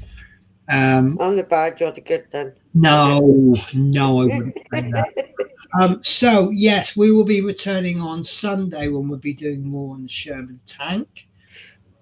And I would imagine that with 3 shows in 1 week, if we haven't finished it, we ain't going to be far off, are we? I think you think we got that left? Well, you've just And done the decals. we've done the tracks, haven't you? Yeah, I've just got to do another coat before Sunday. When we start the next show. So I want to show you a very rudimentary wash. I'll explain how to do a wash, but we'll do a rudimentary wash because you need to varnish and put oil paints or something on, which you haven't got. I ain't got. No. But, JC Bricks, I've got something to show you. This Hey, is JC. I just know this is a little bit more relevant content for him. Oh, it's what I bought myself for Christmas. And I'm so looking forward to it. The instruction booklet, you can balance 1,000 wobbly tables with it. It's that thick.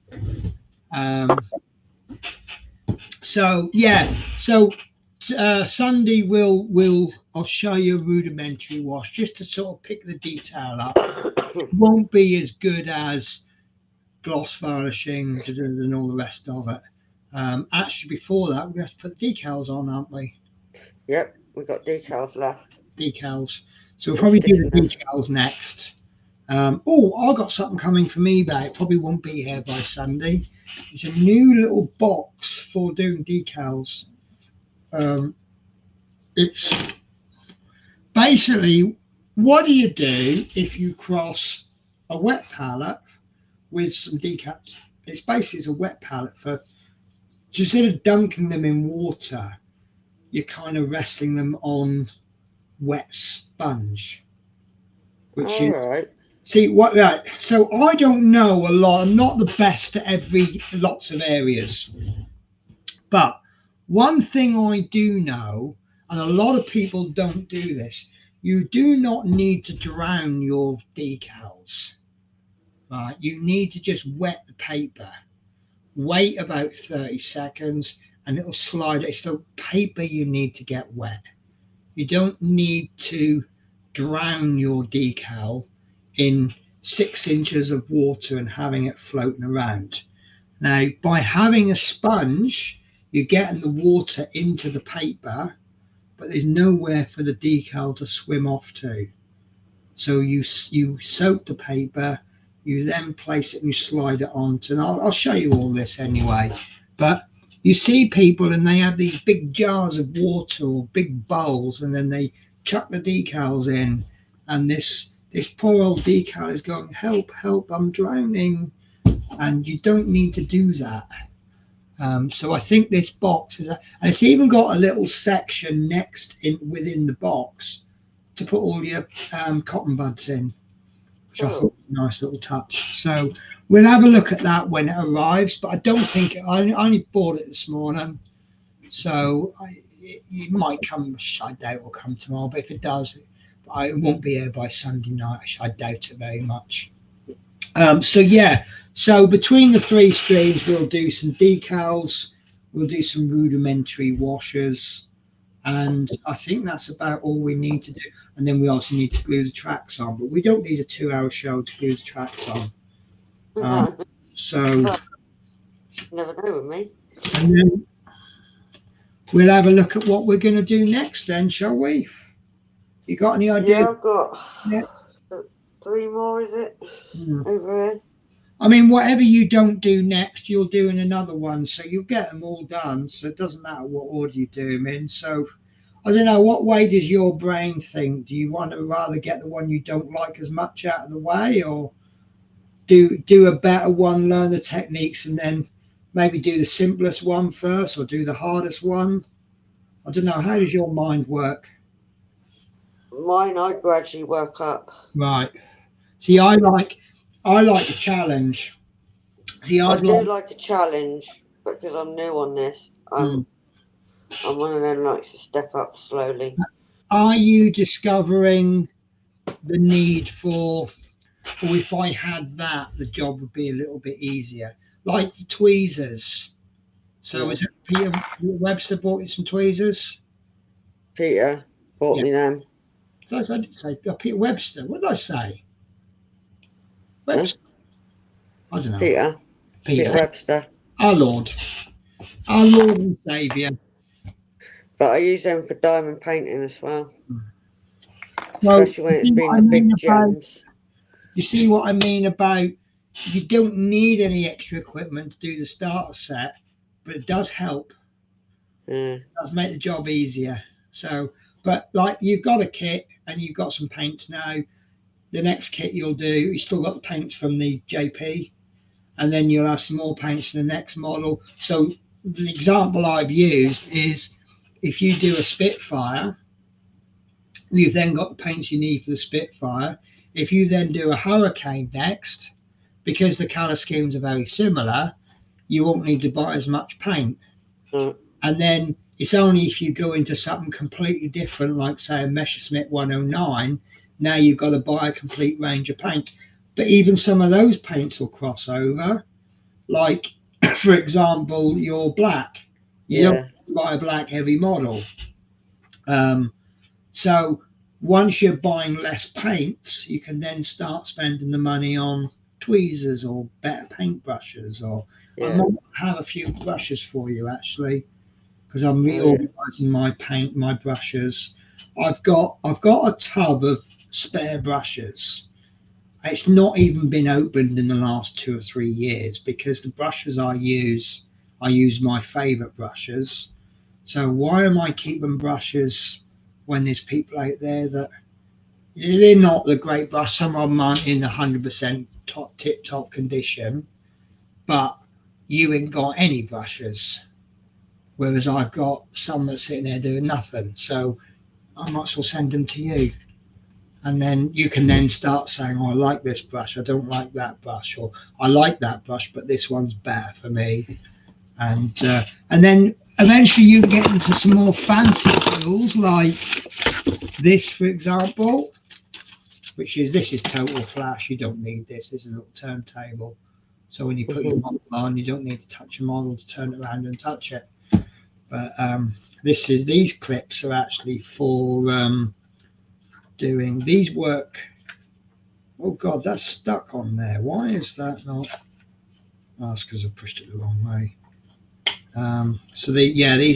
This one is set up for I believe it's doing car bodies, so you can clip it there. And I had some clips somewhere that work opposite.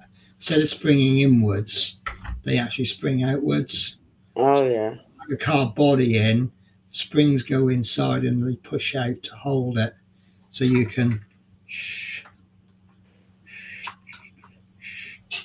That's my impression of someone doing some great airbrushing. You've got to get the finger, you see, for the balance. I just found my white primer. You found it? Yeah, I found it. Everything I've got is somewhere. I just don't necessarily know where. Unless you don't need it, you tend to find it. Yeah. When you need it, you just can't find it. Hang on, who's saying is that always the way? Yep, that's always the way. Like, where did I get that saying from? I have no idea. At least if you know a scammer pretends to be me, you know who it is. Yeah. Or who it's not. Pavement. Oh, okay, that's not what I wanted. I tell you what I saw the other day was acrylic sheet. That's bloody expensive, isn't it? God knows I ain't looked. Been looking for it, but no, I'm looking for. I want to know who does the best concrete. Concrete is what I need,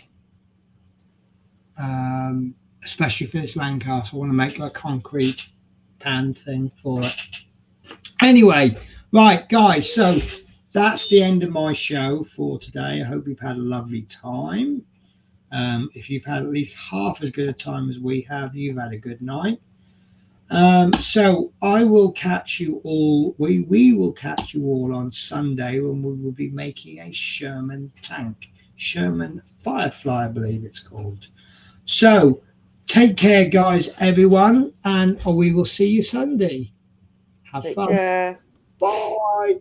Bye.